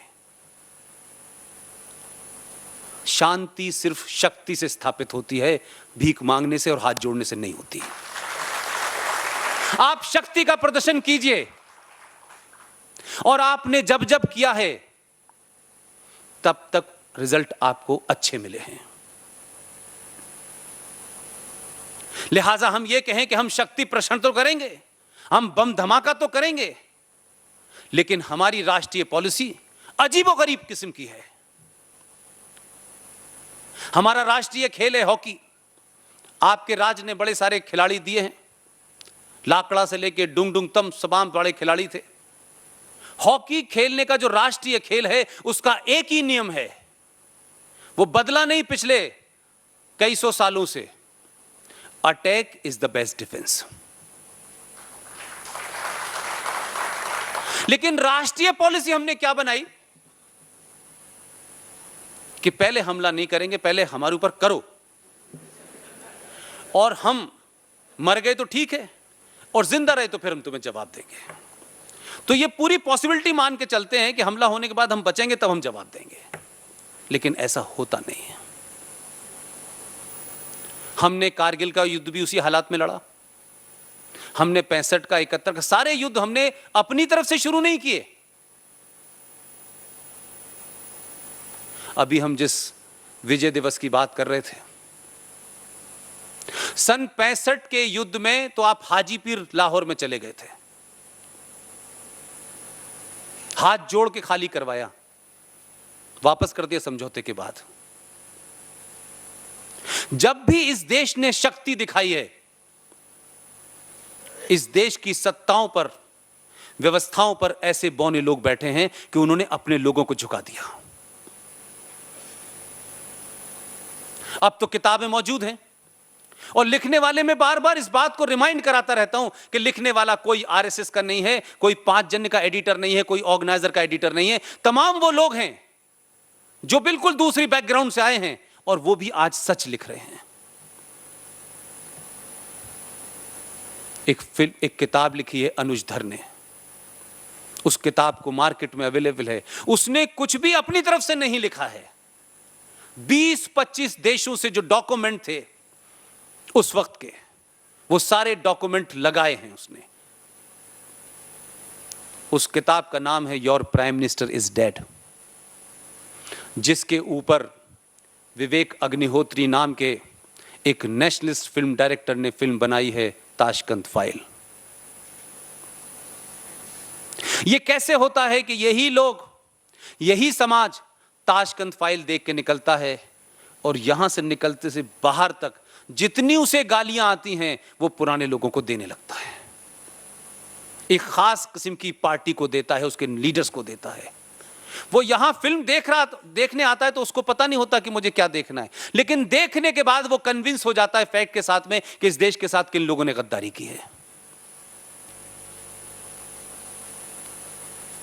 तो हम अगर आज भी इस बात को नहीं समझ रहे कि इस राष्ट्र को बचाना है, यह राष्ट्र खतरे में है, हो सकता है कि आपके यहां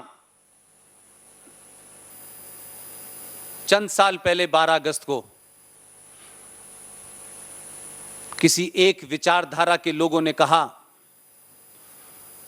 कि हम अपनी मौजूदगी कैसे दर्ज कराएं, क्योंकि वहां मौजूदगी दर्ज कराने का जो तरीका है वो 1400 साल पहले उस दिन शुरू हुआ था जब मक्का में मोहम्मद साहब के दामाद अली का फजर की नमाज जो सुबह 4:30 बजे होती है, जब वो नमाज पढ़ने गए तो उनके बराबर में एक आदमी लेटा हुआ था। तो अली ने उनसे पूछा क्या आपकी तबीयत खराब है, क्योंकि वो बिल्कुल दंडवत लेता हुआ था, जो नमाज पढ़ने का तरीका नहीं है। तो उसने कहा कि मैं आज एक बहुत बड़ा गुनाह करने जा रहा हूं, इसलिए मुझे गुनाह करने का अफसोस भी है, लेकिन वो करना है मुझे। उनका नमाज का वक्त हो रहा था, उन्होंने नियत बांधी, नमाज पढ़ने लगे, और जब सजदे में झुके वो शख्स खड़ा हुआ और उसके सीने के पास में तलवार छुपा रखी थी, उसने अली की गर्दन काट दी। मोहम्मद साहब के दामाद की गर्दन काटने वाले लोग अगर आपके शहर में अपनी उपस्थिति दर्ज कराने के लिए एक जवान बच्चे को पत्थरों से मार मार कर ये बताएं कि हमसे डरो, हम आ गए हैं, तो आप डरे नहीं। आपने क्या किया? क्योंकि आपके अंदर भी 5000 साल पुरानी सभ्यता के आदर्श धीरे धीरे धीरे धीरे कम हो रहे हैं। आप डरे नहीं। आपने पहले पॉलिटिकल स्कोर बराबर किया, और जिस लड़के को इस शहर के अंदर पत्थरों से मारा गया, उसने आपके अंदर एक नई ताकत पैदा की। और क्योंकि आपने वो ताकत हुई, आप यूनाइटेड हुए, आपने जो जगह पे 3 बार जिसका कब्जा था उसे उठा के बाहर फेंक दिया। ये बात सिंबॉलिक है। ये पूरे देश में ऐसे ही नहीं हो रहा है कि जो सच बात कहे उसके लिए फतवा जारी कर दो, सलमान रश्दी कहे उसको मारने का फतवा जारी कर दो, तस्लीमा नसरीन कुछ बोले उसे फतवा जारी कर दो। जो लोग डरा रहे हैं वो खुद इतने डरे हुए हैं कि वो हर बार एक नया तरीका ढूंढते हैं, किस तरीके से मारा जाए, कैसे लोगों में डर पैदा किया जाए। तो जो 1400 साल पहले शुरू किया था वो सिलसिला रुक नहीं रहा है, क्योंकि अब आप सवाल पूछने लगे हैं। और मैं बार बार यह कहता हूं कि तमाम नेशनलिस्ट लोगों को इस सोच से बाहर आना चाहिए कि अब हमें हर एक को जवाब देना, हमें नहीं जवाब देना भाई। अब तुम्हें जवाब देना है तो ठीक है, हम तुम्हारे किसी सवाल का जवाब नहीं देंगे। जवाब देते देते 700 साल गुजर गए, तुम हमारे जवाब से मुतमईन नहीं हो पा रहे, लिहाजा हमने जवाब देना बंद कर दिया। अब सवाल पूछिए। थोड़ा थोड़ा सोसाइटी में सवाल आपने पूछना शुरू किया। पूरा यूरोप चिल्ला रहा है। पूरे यूरोप में फ्रांस से लेके न्यूजीलैंड, ऑस्ट्रेलिया से लेके सब में त्राही मची हुई है। बड़े सभ्य लोग थे, बड़े हाई मॉरल ग्राउंड थे उनके, और जिनकी हुकूमत में सूरज नहीं डूबता था, अब उनकी हुकूमत में लंदन में सूरज नजर नहीं आ रहा। लिहाजा उनके यहां बड़ी चिंता है कि 24 मेयर हो गए हैं। फ्रांस में क्या हो रहा है, स्वीडन में क्या हो रहा है, यह सब आपके सामने है। अब कोई अखबार आपको जगह दे न दे, लेकिन आपके पास अखबार से पहले और टेलीविजन से भी पहले खबर आ जाती है, और बिल्कुल अडल्ट्रेटेड नहीं होती, उसमें कुछ अगर मगर नहीं होता। कई सारे बरखाएं और कई सारे राजदीप उसमें शामिल नहीं है।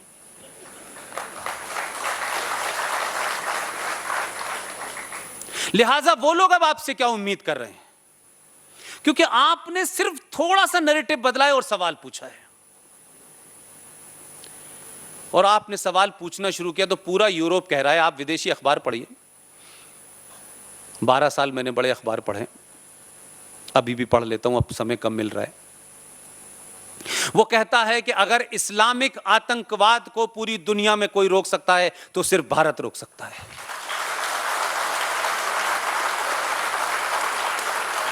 यह बदलाव क्यों है? यूरोपियन समझदार लोग हैं, उनको आपकी शक्ति का पता है, और आप 700 साल तक इसी सोच से लड़ने के बाद भी आप आज भी मौजूद हैं। लिहाजा जिस वेपन से वो आपको डरा रहे हैं, अभी आपने वो वेपन उठाया नहीं है, उसकी बातें बीच बीच में हो जाती हैं। लिहाजा लोगों को डर लगता है। अब इस बात का किसी को चिंता नहीं है कि सरकार में कौन आया है। सरकार तो एक सिंबल होती है। लोगों को डर यह लग रहा है कि जो ईवीएम हैकिंग करके सत्ता में आते थे, इस बार तो इसने इस देश की मेजॉरिटी का दिल ही हैक कर लिया है। लिहाजा संकट यह है कि दिल में हैक करने के बाद लंबे समय तक बसता है आदमी, रोज रोज नहीं बदलता, और रोज रोज आप अपने दिल में किसी को नहीं बसाते। तो डर यह है कि अगर यही समाज खड़ा हो गया और इसे अपने गौरवशाली इतिहास का पता लग गया, इसके अंदर पुरुषार्थ जाग गया, तो फिर हमारा रास्ता नहीं मिलेगा कि हम किस किस रास्ते से भागें। लिहाजा जितनी ताकत से राष्ट्रवादी ताकतें मजबूत होकर खड़ी हो रही हैं, अपने बल पे खड़ी हो रही हैं, किसी झूठ किसी फरेब पे नहीं खड़ी हो रही, उतनी ही ताकत से आप पे हमला हो रहा है और उतनी ही ताकत से बेहयाई बताई जा रही है। गरीब समाज, इस देश का गरीब गुरबा अगर कोई बात कहे तो उसको मैं बुरा इसलिए नहीं मानता कि उस बेचारे के पास कोई तथ्य नहीं है, वो भावुक आदमी है, वो 2 वक्त की अपनी रोटी की वजह से लड़ रहा है। लेकिन इस देश में कमाल की बात है, आप सब ने मुझसे ज्यादा टेलीविजन देखा होगा, मुझसे ज्यादा आप पढ़ते होंगे। इस देश में एक राज्य है जिस राज्य के अंदर शिक्षा का बड़ा रिनासा हुआ, बड़े बड़े स्कॉलर वहां से पैदा होते थे। अब वहां पर बगदादी पैदा हो रहे हैं और उसी प्रदेश के लोगों में जो देश के 70 में 1 कम 69 फ्रॉडों ने चिट्ठी लिखी है प्रधानमंत्री को, उस राज्य के सबसे ज्यादा लोग हैं जहां जय श्री राम कहने पे सजा हो रही है, जहां एक शख्स को इसलिए मारा जा रहा है कि वो कह रहा है मैं जय श्री राम कहूंगा, उससे कहा जा रहा नहीं जय ममता कहो। इस देश में बंगाल के सबसे ज्यादा लोग हैं जिन्होंने प्रधानमंत्री को चिट्ठी लिखी है कि इस देश में लिंचिंग बढ़ रही है। बड़े बड़े फिल्मकार हैं, कुछ अवार्ड लिए थे वापस करने के लिए, वापस हो गए। अब पहले ही 2014 में वापस कर दें, दोबारा मिले नहीं, तो अब क्या करें? अब चिट्ठी लिख रहे हैं। अब चिट्ठी लिखने में हुआ क्या है,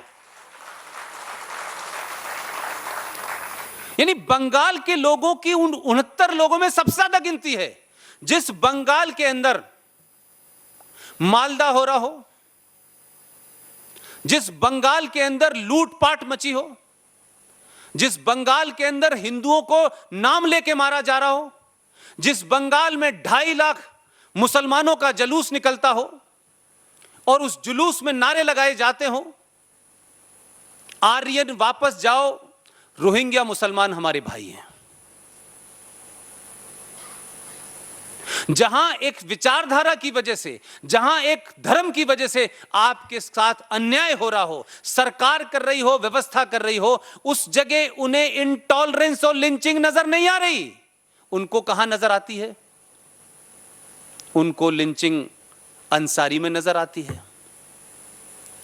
उनका सेलेक्टिव लेटर, दिल्ली में एक घर के अंदर कुछ 2 बच्चे अपने पिताजी के साथ टेनिस बॉल से क्रिकेट खेल रहे थे।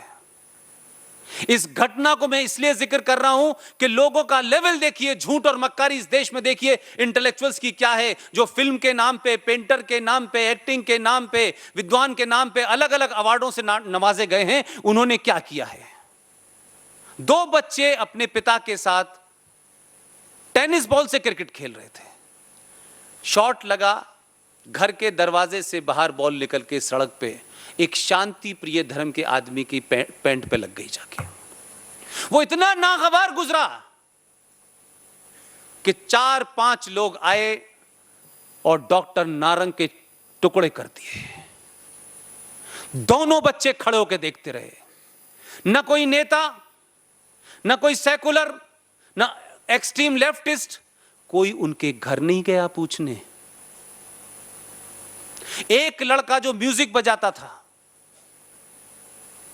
जिसका कोई पॉलिटिकल एलिनेशन नहीं था, उसको इश्क हो गया एक मुसलमान लड़की से, और मुसलमान लड़की उसके अफेयर में, she was so deeply involve कि उसने अपने मां बाप के सामने कहा कि मैं अंकित सक्सेना से प्यार करती हूं, उसे शादी करने के लिए जा रही हूं। बहादुर लड़की थी वो लड़की। अपने घर से डेस्टिनेशन तक जब तक पहुंचती,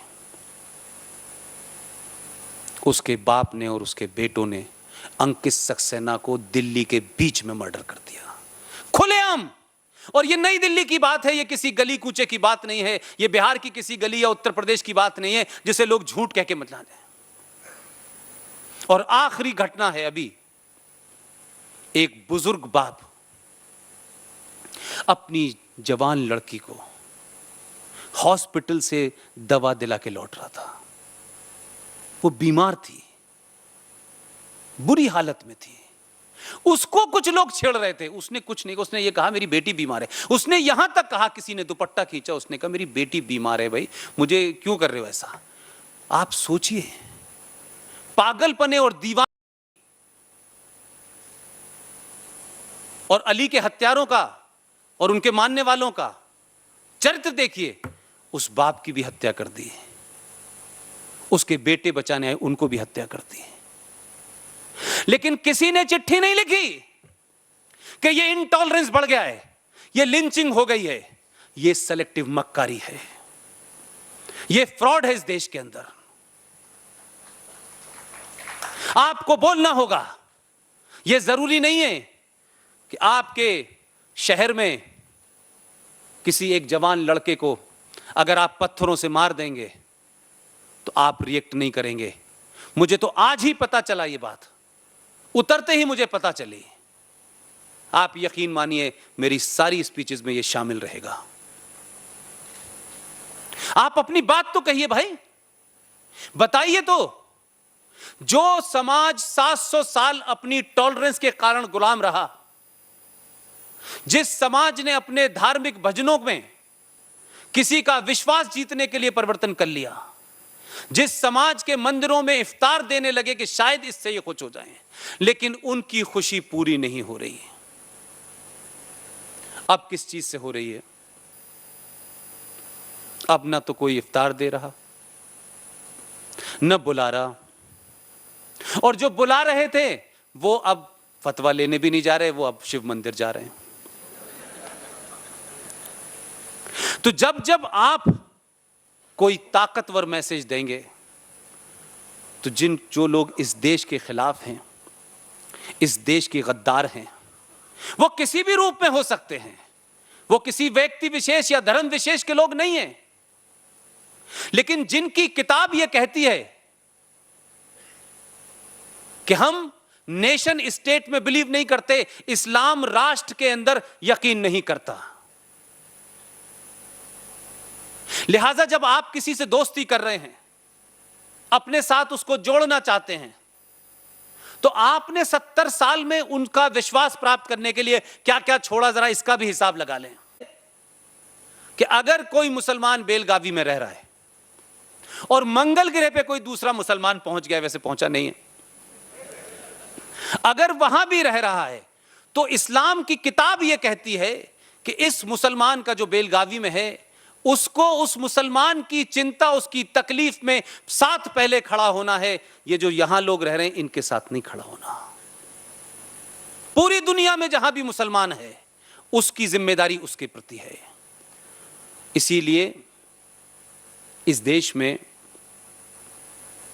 महान सरकारों ने, महान एक्स्ट्रा सेकुलर सरकारों ने एक शब्द कॉइन कर लिया, सेकुलरिज्म। लेकिन वो सेकुलर सरकारें 25 साल तक इजराइल के साथ संबंध बनाने के बाद भी सार्वजनिक नहीं कर पाई,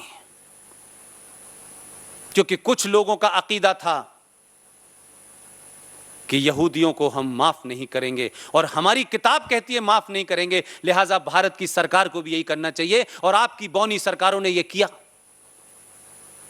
लिहाजा इजराइल की गोली से अगर कोई फलस्तीनी मरता है तो हिंदुस्तान में हंगामा हो जाता है, जुलूस निकला जाता है। भारत का प्रधानमंत्री फलस्तीन के साथ संबंध जरूर रखे। यह बात अलग है कि हम एक प्रधानमंत्री तो बहन बन गई थी, वो भी धर्म निभाया, लेकिन जो उनके भाई थे उन्होंने आके बताया नहीं कि इस हिंदुस्तान में और पाकिस्तान में और बांग्लादेश के इस खित्ते में इस्लाम के नाम पे जो फ्रॉड हो रहा है उसको भी तो बताओ भाई। अब क्योंकि आपने थोड़ा सा हल्का सा कुरान पढ़ लिया है, अभी तो अभी एक आधी चैप्टर पढ़ा है, उसका असर क्या हो रहा है? क्या आपको पहली बार यह पता चला कि इस्लाम में मस्जिद is not A Holi shrine? इस्लाम में मस्जिद का कोई पवित्र मतलब नहीं है। मस्जिद नमाज पढ़ने की जगह है, जैसे होटल खाना खाने की जगह है। अगर उस होटल को ज़रूरत के हिसाब से तोड़ करके कहीं और बनाया जा सकता है, मस्जिद को हटा के कहीं और बनाया जा सकता है, कि मस्जिद में कोई अल्लाह मियाँ की मूर्ति स्थापित नहीं हुई है। ये बात मैं चौथी क्लास से कह रहा हूं, वहां कह रहा हूं जहां पे मस्जिद ही मस्जिद थी, जहां मैंने अजान दी, नमाज पढ़ी सुबह से लेकर शाम तक। लेकिन इस देश को 2017 में पता चला, क्योंकि सुप्रीम कोर्ट ने जब सुनवाई की तब पता चला कि मस्जिद की कोई धार्मिक महत्ता कुरान और इस्लाम और हदीस में नहीं है। ये एक नमाज पढ़ने की जगह है, क्योंकि मुसलमानों में मूर्ति स्थापना की कोई जगह नहीं होती और अल्लाह मियाँ सब जगह मौजूद हैं। इसीलिए कहा गया है, अगर ये बात होती, अगर थोड़ी देर के लिए मान लें कि ये बात होती भी, जो नहीं है, तो सड़क पे कौन सी मस्जिद है? तो सड़क पे नमाज क्यों पढ़ी जा रही है?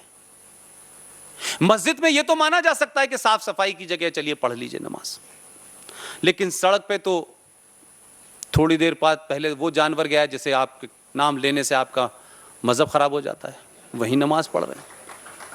ये जो सड़कों पे नमाज पढ़ने की मानसिकता है, ये इस्लाम में नहीं है, इस्लाम इसके खिलाफ है। ये इसलिए पढ़ी जा रही है कि जैसे जैसे आपको उनके बारे में पता चल रहा है, जैसे जैसे आप डिबेट कर रहे हैं, जैसे जैसे किताब के पन्नों को आप पलट रहे हैं, उनको पता लग रहा है यार इनको जल्दी हकीकत पता चल गई। तो हमने जो कहा है कि यौम क़यामत नजदीक है, कहीं ऐसा ना हो यहीं से शुरुआत हो जाए। लिहाजा पूरी ताकत से डराओ और हर बात को इस्लाम के नाम पे डराओ। और झूठ और मक्कारी और फरेब, दो चीजों से मुझे बड़ा अजीबो गरीब लगता है। यह सवाल आप अपने उस मुसलमान भाई से बैठ के पूछिए जो आपसे कहता है कि दीपावली में राम और रमजान में अली, मोहम्मद अली, भाईचारा, गंगा जमुना, उनसे जरा प्यार से बैठ के समझाओ। उनको पूछिए उनसे कि भाई हमको भी ये बताओ कि फरमाया गया है कि नमाज वहां पढ़ो जहां किसी को ऑब्जेक्शन न हो। अगर किसी ऐसी जगह नमाज पढ़ते हो और उस नमाज पढ़ने की जगह पे चाहे तुम्हारे मजहब का हो या गैर मजहब का हो, अगर उसको डॉट बराबर भी ऑब्जेक्शन है, तुम्हारी नमाज में कबूल ही नहीं करूंगा। लेकिन भारत के अंदर इस्लाम का जो असली एजेंडा है, जिसे छुपाया गया है, इस्लाम कोई धर्म के नाम से फैलाया जरूर जा रहा हो, कुछ इधर से कुछ उधर से उठा करके जोड़ जरूर लिया गया हो। Islam is not a religion, it is a political ideology, nothing more than that. लेकिन हम पॉलिटिकल आइडियोलॉजी में जीत नहीं सकते, इसलिए उसको धर्म के नाम से डराओ और इतना ज्यादा उसको कॉम्प्लिकेट करके रखो कि सच किसी को पता ना चले। मस्जिदों से डराया गया। सऊदी अरब जहां मक्का है, जहां मोहम्मद साहब थे, उस जगह जहां मोहम्मद साहब ने नमाज पढ़ी वो तो कब की तोड़ के समतल हो गई। पूछा नहीं किसी ने ऑब्जेक्शन नहीं किया कि मोहम्मद साहब जहां पढ़ रहे थे, जब वही जगह नहीं बची तो फिर बाबरी मस्जिद पे किस लिए जान दे रहे हो?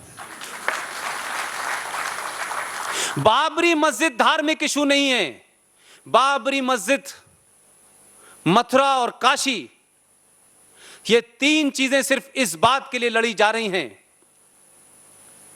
कि जो काम 700 साल में लुटेरों ने, बलात्कारियों ने, प्लंडर्स ने इस देश में आपके राज करने के लिए आप सदियों तक जलील रहे, आपके मंदिरों को तोड़ा और ऊपर की गुम्मद बना दी, बाकी ऐसा ही है। सिर्फ इसलिए वो मौजूद रहें ताकि आप जीवन भर कुंठा में रहें। लिहाजा आपको इस्लाम के नाम से डराइए कि बाबरी मस्जिद शहीद हो गई। इंसान शहीद होते थे, पत्थर कब से हुए पता नहीं। और ये वो लोग कह रहे हैं जिनका पत्थर में यकीन नहीं है, लेकिन ये नहीं बताते कि वो जो चौकोर काले रंग का कमरा है उसमें क्या रखा है। जरा एक बार उसके बारे में भी तो बता दो, दिल खोल के बताओ कि उसमें मोहम्मद साहब का कुरान शरीफ रखा हुआ है। और वो क्या पत्थर है जिसे कुछ लोग उठा के ले गए थे, तो 11 साल तक हज नहीं हुआ था, और कुछ लोगों को लगा ये पत्थर हम अपने यहां जाके लगा लेंगे, लिहाजा तो हमारे यहां हज होने लगेगा। जब वहां लेके गए तो हज करने कोई आने वाला नहीं था, वही इसको वापस ले आए वो लोग, फिर हज शुरू होना। हज कमाई का धंधा है, धार्मिक एजेंडा नहीं है। और आप सच बोलिए ना, बार बार लोग कहते हैं कि देखिए साहब, इस्लाम के आने से पहले तो जहालत थी, कुछ था ही नहीं। गुप्ता डायनेस्टी का टाइम क्या है? वो तो इस्लाम से पहले का है। रिचेस्ट, मैं गलत कह रहा हूं? गुप्ता डायनेस्टी मोहम्मद साहब से पहले थी या बाद में थी? और कैसी थी? यह बात अलग है कि जहां वो रहे होंगे उस कबीलाई जिंदगी में जहालत होगी, उसमें लोग ऐसी सोचते होंगे जो हो रहा है, उसके अंदर जायज होगा। 54 साल का आदमी 6 साल की लड़की से शादी करे, हो सकता है, उसमें जायज होगा। लेकिन यह मत कहिए कि दुनिया को हमने रोशनी दी और जिस धरती पे हम रह रहे हैं यह चपटी है। जमीन चपटी नहीं है, तुम्हारी खोपड़ी चपटी है। इसलिए किसी साइंटिफिक बात को भी सच मानने को तैयार नहीं हो। अरे जो साइंस प्रूव कर चुकी है उसको तो मानो। और हमारा संकट क्या है कि हम अभी तक अपने लोगों को यह नहीं बता पाए कि हम सुबह उठते हैं बिस्तर से और धरती को क्यों नमस्कार करते हैं छू करके, हम सूरज की तरफ हाथ जोड़ते क्यों हैं, हम तुलसी को पानी क्यों देते हैं, हम पीपल को क्यों पूछते हैं, यह हम भी नहीं बता पाए। यह हमारी गलती है। लिहाजा अगर आपके जीवन में जो भी एक्शन है वो कोई आज नहीं बताया गांधी जी ने, आज के ये जो यूरोप से आने वाले साइंटिस्टों ने नहीं बताया। आपके पास सब कुछ था, वो यहां से ले गए, अंग्रेजी में लिख के वापस कर दिया आपको। अब आपसे कह रहे हैं ऑर्गेनिक फूड अच्छे हैं। आपके यहां तो यही होता था, उसके अलावा क्या होता था? तो हम अपनी कमजोरियों को भी समझें। हम ऐसे 700 साल गुलाम नहीं रहे, और हमको हमसे सुपीरियर रेस ने बनाया होता, सिविलाइजेशन ने बनाया होता तो दुख नहीं होता। लेकिन देर से सही, अगर दुनिया कहती है ये सदी आपकी है, तो आपके यहां लोग ऐसे पैदा हो रहे हैं जो ये बता रहे हैं कि ये कुंभ 12 साल बाद क्यों होता है, इसके नहाने से नहीं होती बल्कि बीमारी ठीक हो जाती है। क्या इसका साइंटिफिक बैकग्राउंड है? पढ़ लीजिए, सब अवेलेबल है, और आप ही के लोग लिख रहे हैं। आप तो 1000 साल पहले बता देते थे कब कौन सा दिन पड़ेगा, कब कौन सा दिन नहीं होगा, और इतना झूठ बोला गया। एक घटना और आपको बताता हूं। 1957 में भारत की पार्लियामेंट में डिबेट हुई, और ये जो कैलेंडर है जिसको हम सब लोग लगाते हैं, मार्च अप्रैल 1 2 3 4 5 6, उस बहस को आप सुन लीजिए। और उस बहस के बाद जो फाइनल फैसला हुआ, उस फैसले को भी कितनी खामोशी से दबा दिया गया। अब ये पता नहीं मेरी किस्मत ही क्या है कि मुझे ऐसे ही सारे मुद्दे मिल रहे हैं। उसमें कहा गया कि जब ये कैलेंडर बनेगा, जो भारत सरकार कैलेंडर जारी करेगी, उसमें जो आपका हिंदू कैलेंडर जिसे आप कह सकते हैं, हिंदू तिथियां कह सकते हैं, क्योंकि मैं तो उसका नाम जानता नहीं हूं, क्या बोलते हैं उनके बारे में, क्या क्या क्या बोलते हैं ना, महीनों के बारे में जो बोलते हैं मुझे वो, उसमें यह कहा गया कि यह मेन गिनती होगी। कैलेंडर की डेट जो है वो मेन ये होगी, और अंग्रेजी कैलेंडर की डेट उस चौकोर खाने में छोटी होगी। ये भारत की पार्लियामेंट ने 1957 में पास किया और कहा कि भारत के जितने भी सरकारी दफ्तर हैं, सरकार के पब्लिकेशन में यही कैलेंडर छपेगा। सच बताइए, कैलेंडर देखा आपने 50 साल में? यह बात मैंने निकाली है सारे कागजात से, पार्लियामेंट से। महाराष्ट्र के कुछ लोग लड़ रहे थे, फिर उनसे पता किया। यह 57 में ऑर्डर हो गया था कि कैलेंडर ये इस तिथि से चलेगा, भारत की संस्कृति इसी से जानी जाती है और इसी से दिन का, पंचांग का, इस देश का, उस त्योहार का सब पता होगा। लेकिन आपको अंग्रेजी कैलेंडर बताया जाता है और जो आपका कैलेंडर है उसको छोटा छापा जाता है। इसके खिलाफ तो सुप्रीम कोर्ट को भी ऑर्डर लेना चाहिए, संज्ञान लेना चाहिए कि नहीं लेना चाहिए? भारत में बैठे हुए लोगों को इस बात का संज्ञान लेना चाहिए कि नहीं लेना चाहिए भाई, कि जो बात आपकी इस पार्लियामेंट ने अच्छी बुरी जो भी थी 57 में, जिस कारण से भी था, उसने अगर ये फाइल पास किया था, तो पार्लियामेंट ने पास की हुई चीज के विपरीत उल्टा काम क्यों हो रहा है? लेकिन हमको चिंता नहीं है, वो आपको बताना नहीं चाहते, क्योंकि आप उस अंग्रेजी में फंसे रहे जिन अंग्रेजों ने पावर ट्रांसफर की थी आपको। क्योंकि पावर ट्रांसफर करने से जो कलेक्टर थे वो चले गए, जो कंडक्टर थे उन्हें बिठा गए। और हुआ क्या है, एक और जघन बताता हूं बात आपको, यह तो आपको पूछना चाहिए। आर्टिकल 35A के बारे में उसकी क्या क्लॉजेस हैं वे बता करके मैं जिस नई मुहिम पे निकला हुआ हूं वो मैं आपके सामने रखूंगा। सन 1944 की डेट जम्मू कश्मीर के संविधान में इसलिए रखी गई कि उस वक्त के शातिर एंटी हिंदू महान लोग कश्मीर के, जो कश्मीरियत, जमहूरियत और इंसानियत की बात करते हैं, इसलिए रखी गई कि 1940 में पाकिस्तान बनने का रेजोल्यूशन लाहौर में पास हो चुका था। जो समझदार लोग थे, क्योंकि सियालकोट से ट्रेन सिर्फ जम्मू तक आया करती थी, जो समझदार थे कि अब पाकिस्तान बनेगा, कब बनेगा ये पता नहीं, लेकिन बनेगा इतना उनको यकीन हो गया था, तो उन्होंने भारत की तरफ रुख करना शुरू किया।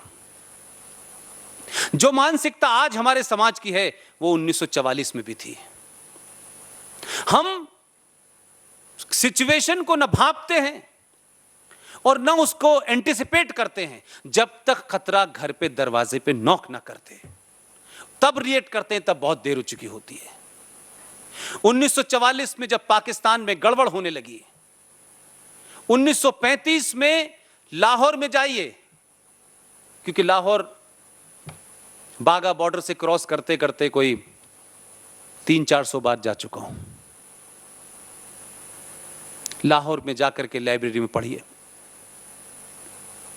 कुछ चीजें जला दी गई वो बात अलग है, लेकिन जलाने के लिए भी अकल चाहिए कि क्या लिखा है तब जलाएंगे। कुछ चीजें ये सोच के जलाएं ये बहुत अच्छी हैं, लेकिन वो मेरे काम की थी। लाहौर में 1935 में लोग कहा करते थे कि ऐसा होने वाला है।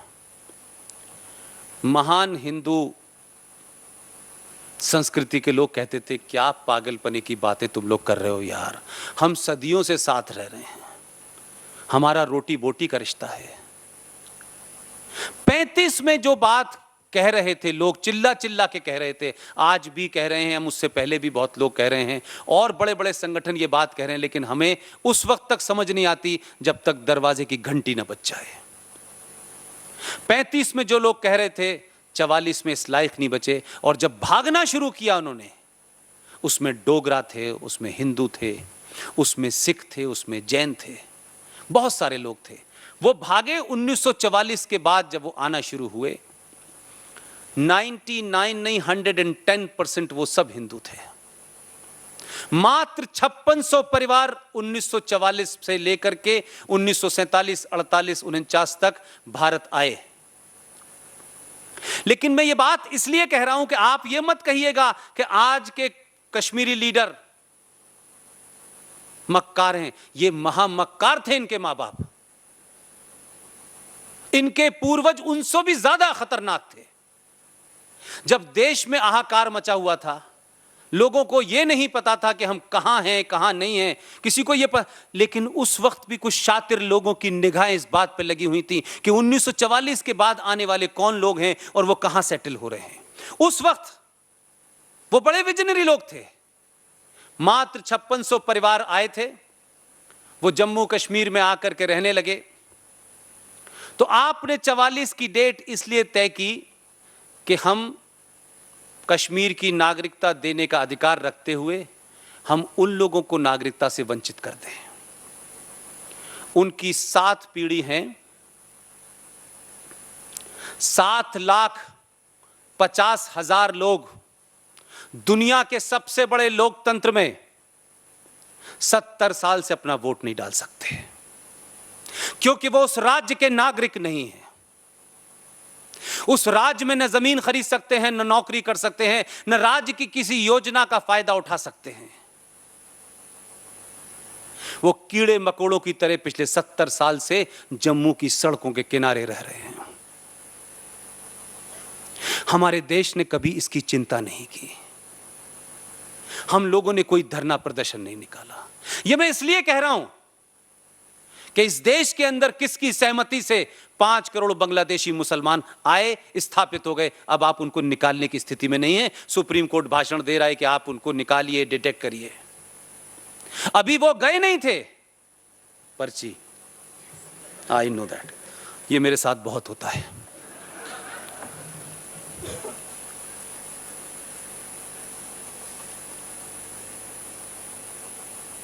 जो रोहिंग्या मुसलमानों की चिंता भारत के मुसलमान कर रहे थे, उनको बसाने के लिए भाई बता रहे थे। और क्या चरित्र है, एक तरफ तो रोहिंग्या को बसाने के लिए इस देश पे दबाव बनाया जा रहा है, और सुप्रीम कोर्ट तो अति एक्सट्रीम महान है भाई। 2 रोहिंग्या मुसलमानों ने सुप्रीम कोर्ट में एप्लीकेशन दी है कि हमें नागरिकता दी जाए। वाह! जो हमारे देश के लोग हैं वो सुप्रीम कोर्ट में कोई एप्लीकेशन नहीं दे रहे, लेकिन महान हैं कश्मीर के लोग और मक्कार और मुनाफिक और एंटी हिंदू और एंटी इंडिया लोग, कि वो क्या कहते हैं कि आर्टिकल 35 है, भारत के किसी भी नागरिक को, वो हिंदू हो मुसलमान हो, उसको वहां जाने के बसने के लिए नागरिकता चाहिए, और उसके लिए जिहादियों की जो सरकार है वो तय करेगी। लेकिन आप उसी जम्मू कश्मीर में देखिए, 2008 से लेकर 2019 तक 98,000 बर्मा से भागे हुए रोहिंग्या मुसलमान कश्मीर में आ गए हैं। उनके पास आधार भी है, बिजली का कार्ड भी है, राशन कार्ड भी है, वो सब्सिडी भी ले रहे हैं। आप बताइए, और उसके बाद भी आप कह रहे हैं कि कश्मीर जो है भारत का अभिन्न अंग है। आप कह रहे हैं कि अब इनको हम 80,000 करोड़ रुपया दे देंगे तो इनका दिल जीत रहे हैं। ये इनका दिल जीतते जीतते हमारा दिल छन्नी हो चुका है। और तो और, मुझे नहीं पता आप में से कितने लोगों को पता है, वहां की महान सरकार ने एक स्कीम निकाली कि जो आतंकवादी अपना हथियार रख देगा, पहले तो आतंकवाद करो, कि तुम्हारे आतंकवाद से हम सत्ता में आते हैं, तुम्हारे आतंकवाद से दिल्ली डरती है, तुम्हें रोकने के लिए हम तुमको बिठा देते हैं। जब हम सत्ता में आते हैं तुम चुप रहो, जब हम सत्ता में से चले जाएं तो फिर शुरू हो जाओ। कह रहे हैं कि अगर आप हथियार रख देंगे तो 12 लाख रुपए की एक FD हर आतंकवादी को कराई जाएगी, ताकि वो अपना जीवन नॉर्मल जी सके। जिस राज्य का कंट्रीब्यूशन भारत की GDP में नील है, और मेरे आपके टैक्स के पैसे से उनका खाना उठना बैठना चलता है, वो आतंकवादियों को मेरे टैक्स का पैसा दे रहा है, लेकिन देश चुप है इसके ऊपर। और आप कह रहे हैं कि कश्मीर हमारा अभिन्न अंग है। यह देश का पहला ऐसा राज्य है जो भारत की सेनाओं को पत्थरों से मार देता है। इस देश में बहुत सारे सूबे हैं, लेकिन हरियाणा एक राज्य है। उस राज्य का करीब करीब हर गांव ऐसा है जिसका बेटा फौज में होते हुए कश्मीर में मारा गया है। बात होती है कश्मीरियत में कि जब भी कश्मीर की बात होगी उसमें स्टेक होल्डर कौन होगा? उसमें स्टेक होल्डर बुरहान वानी होगा, मूसा होगा, हुर्रियत होगी, नेशनल कॉन्फ्रेंस होगी, PDP होगी। तो भारत की आर्मी क्यों नहीं होगी उसमें? भारत की आर्मी के बगैर कश्मीर तय नहीं हो सकता। जब तक वो भी स्टेक होल्डर नहीं होगी, हम किसी को स्टेक होल्डर नहीं मानते। और भारत का हर वो आदमी जिसका टैक्स भारत की केंद्र सरकार लेती है और उन आतंकवादी सरकारों को देती है, उन एंटी इंडिया चलाने वालों को देती है। इसलिए कश्मीर के अंदर कोई भी फैसला होगा हमारी मर्जी के बगैर नहीं होगा। कोई 4 लोग जाएंगे और हुर्रियत के लोगों से दलाली करते हुए कहेंगे कि हमसे गलती हो गई, हम आपसे यहां से चले गए, और कोई अपना एजेंडा पूरा कर रहा होगा, इस एजेंडे को भारत बर्दाश्त नहीं करेगा। 5.5 लाख कश्मीरी हिंदू पंडितों को दिन के उजाले में उनके धर्म के नाम से, उनके बिलीफ के कारण आपने मारा, रेप किया, मर्डर किया, आपने निकाल दिया। उस वक्त देश का गृह मंत्री भारत का पहला मुसलमान लीडर था और उसी राज्य से था। किसी ने इस्तीफा नहीं मांगा, कोई हेडलाइन नहीं बनी, और हमने किसी पत्रकार को और किसी श्याम बेनेगल से लेकर के बंगाल से लेके वो तमाम अपर्णा सेन टाइप के बहुत सारे लोग निकल आए हैं जो अब रिडंडेंट हो चुके हैं, हमने नहीं पूछा कि इस देश में अगर पहली लिंचिंग हुई थी तो दिल्ली के अंदर प्रधानमंत्री की देखरेख के अंदर हुई थी और 3,500 सिखों को दौड़ा दौड़ा के मारा गया था। वो थी असली मॉब लिंचिंग। लेकिन हमने सरकार को नहीं देखा, हमने पत्रकारों को नहीं देखा, हमने इंटेलेक्चुअल्स को नहीं देखा, हमने अवार्ड वापसी को नहीं देखा, हमने सुप्रीम कोर्ट को नहीं देखा ये कहते हुए कि ये सबसे पहली मॉब लिंचिंग हुई है। और आप चुप रहे, आप बोले नहीं। उनका एक आदमी गलती से कहीं मर जाए तो पूरी दुनिया में, पूरे यूरोप में, यूएनओ में सब जगह खबर फैल जाती है। इसीलिए कश्मीर में 5.5 लाख कश्मीरी हिंदू पंडितों को जब मारा गया तो कोई मॉब लिंचिंग का सवाल नहीं खड़ा किया किसी ने। इस देश में तो मॉब लिंचिंग के नाम पे क्या क्या हो चुका है, अब तो कुछ हो नहीं रहा है। मैं बार बार एक ही बात कहता हूं कि पर्ची आ गई है मेरे पास। मैं जानता हूं हर प्रोग्राम की अपनी मर्यादा होती है, लेकिन मैं मर्यादाओं को तोड़ने की वजह से जाना जाता हूं, इसीलिए बोलता रहता हूं। लेकिन आप यकीन माने, आप इस लेटर, ये जो लव लेटर लिखे जा रहे हैं प्रधानमंत्री को, सिर्फ इतना ही फर्क हुआ है। इस बात को मैं बार बार एहसास कराना चाहता हूं, ये चमत्कार की दुनिया छोड़ दीजिए, अपने पे यकीन रखिए, बिलीव इन योरसेल्फ। और सिर्फ अगर आपने दिन के 1 घंटे भी अपने इतिहास को जान लिया तो आप चलते फिरते न्यूक्लियर बम हो जाएंगे। आपको ये देसी पिस्तल बना करके चौराहों पे मारने, पत्थरों से सर कुचल करने का जरूरत नहीं पड़ेगी। एक बार अपनी ताकत का एहसास कीजिए, अपने लिए कीजिए, अपने राष्ट्र के लिए कीजिए, और जिन कारणों से आप 700 साल गुलाम रहे उनको दोबारा हावी मत होने दीजिएगा। बड़ी मुश्किल से किसी कारणों से कोई घटना घटती है और एक ऐसा समय आता है जब हजारों चीजें एक ही बार में समाप्त हो जाती हैं। कोई अगर मगर नहीं करता है, वो घड़ी आ गई है, इसको बनाए रखिए। आपकी मर्जी जिसकी होगी वो सत्ता पे बैठेगा, जो आपके साथ नहीं होगा वो सत्ता पे नहीं बैठेगा। अपने पे पूरा भरोसा रखिए, अपने इतिहास पे गौरव कीजिए, अपने पूर्वजों को समझिए, अपनी संस्कृति को समझिए। जिस भगवान को पूजते हैं, जिस देवी को पूजते हैं, किसी भी रूप में पूजते हैं, जब वो देवी फरसा लेके खड़ी है, तलवार लेके खड़ी है, तो आप तो उसके बंदे हैं। आपके पास जेब में एक नेल कटर तो होना चाहिए। मैं फिर बताता हूं, आदर्शवाद ठीक है, लेकिन ये समाज आदर्श नहीं है। अगर इसी आदर्श के चलते सेना ये आदर्श इख्तियार कर ले बॉर्डर पे, आइए, तो फिर बुलाएगी, आइए आइए आइए, हमारी गर्दन काट के ले जाइए, हम तो महान लोग हैं। आप भी इसी तरीके से अपने आदर्शवाद को जिंदा रखिए, लेकिन जिस हथियार से दुश्मन को मारा जा सकता है वो आपके पास भी होना चाहिए। मैंने किसी से आज तक एक बात नहीं कही, फिर वाजे करता हूं, दुनिया में लड़ाई हथियारों से नहीं जीती जाती है, दुनिया में लड़ाई यहां से जीती जाती है। आप यहां से गुलाम हो गए थे, आपने मान लिया था कि हम ऐसे ही रहेंगे। एक मूवमेंट आया हिस्ट्री में, आपने सब उतार के फेंक दिया। अब सवाल यह हो गया है कि अब हमारे ऊपर कोई हमला करेगा तभी हम हमला करेंगे। बालाकोट में यह करके आपने कहा अब हमारे ऊपर जो नहीं करेगा उसके ऊपर भी करेंगे। आप लोगों ने मेरी बातचीत को सुना, इतने धैर्य के साथ सुना। काश अगर ये पर्ची नहीं आती तो मैं शायद चुप नहीं होता, क्योंकि मेरे अंदर भी 30-32 साल का गुस्सा है और अपनी आंखों के सामने एक ऐसी महान संस्कृति को जिसमें विवेकानंद जी पैदा हुए हों, और सोचिए कि बंगाल से एक आदमी चल के यहाँ भी आता है, अलवर भी जाता है। हमने ऐसे ऐसे लोगों को, ऐसे महान लोगों के बारे में पढ़ना छोड़ दिया और बोनो के बारे में पढ़ रहे हैं। लिहाजा जो पढ़ रहे हैं वही अपने बच्चों को सिखा रहे हैं।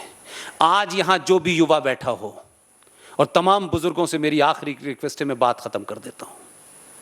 आज के युवा पे पूरा यकीन रखिए, पूरा यकीन रखिए। सिर्फ उसको अपने बड़े होने और अपने बहुत विद्वान होने का बार बार एहसास मत कराइए। जो माएँ यहाँ बैठी हुई हैं वो अपनी बेटियों से दोस्ती करें। जो बाप यहाँ बैठे हैं वो अपने लड़के के साथ दोस्त की तरह व्यवहार करें और उसको सही बात बता दें। ये पूरा मूवमेंट जो देश में चल रहा है कि लोग 20 साल का लड़का 64 साल के आदमी को अपना दोस्त मान रहा है और 66 साल के जवान को रिजेक्ट कर रहा है, इसका कोई कारण होगा। इसलिए उससे बात करिए, उसकी जबान में करिए, उतनी ही करिए। बहुत लंबे लंबे पुराणों की बात करने की जरूरत नहीं है। उसका फर्स्ट स्टेज है। उस युवा से ज्यादा कोई राष्ट्रवादी नहीं है आज की डेट में। सिर्फ उसके साथ में आपका बिहेवियर बड़े छोटे का नहीं होना चाहिए। उस बच्ची के साथ में जो बड़ी हो रही है उसमें भी बहुत से बदलाव आ रहे हैं, वो भी समाज में है। उससे बात तो करिए, उसके दिल की बात तो जानिए। आप नहीं जानेंगे, कोई मिसगाइड करके उसकी बल की बात जान लेगा, फिर उसको एक्सप्लॉइट करेगा। अपने मन की बात जानिए। बहुत बहुत शुक्रिया, थैंक यू वेरी मच।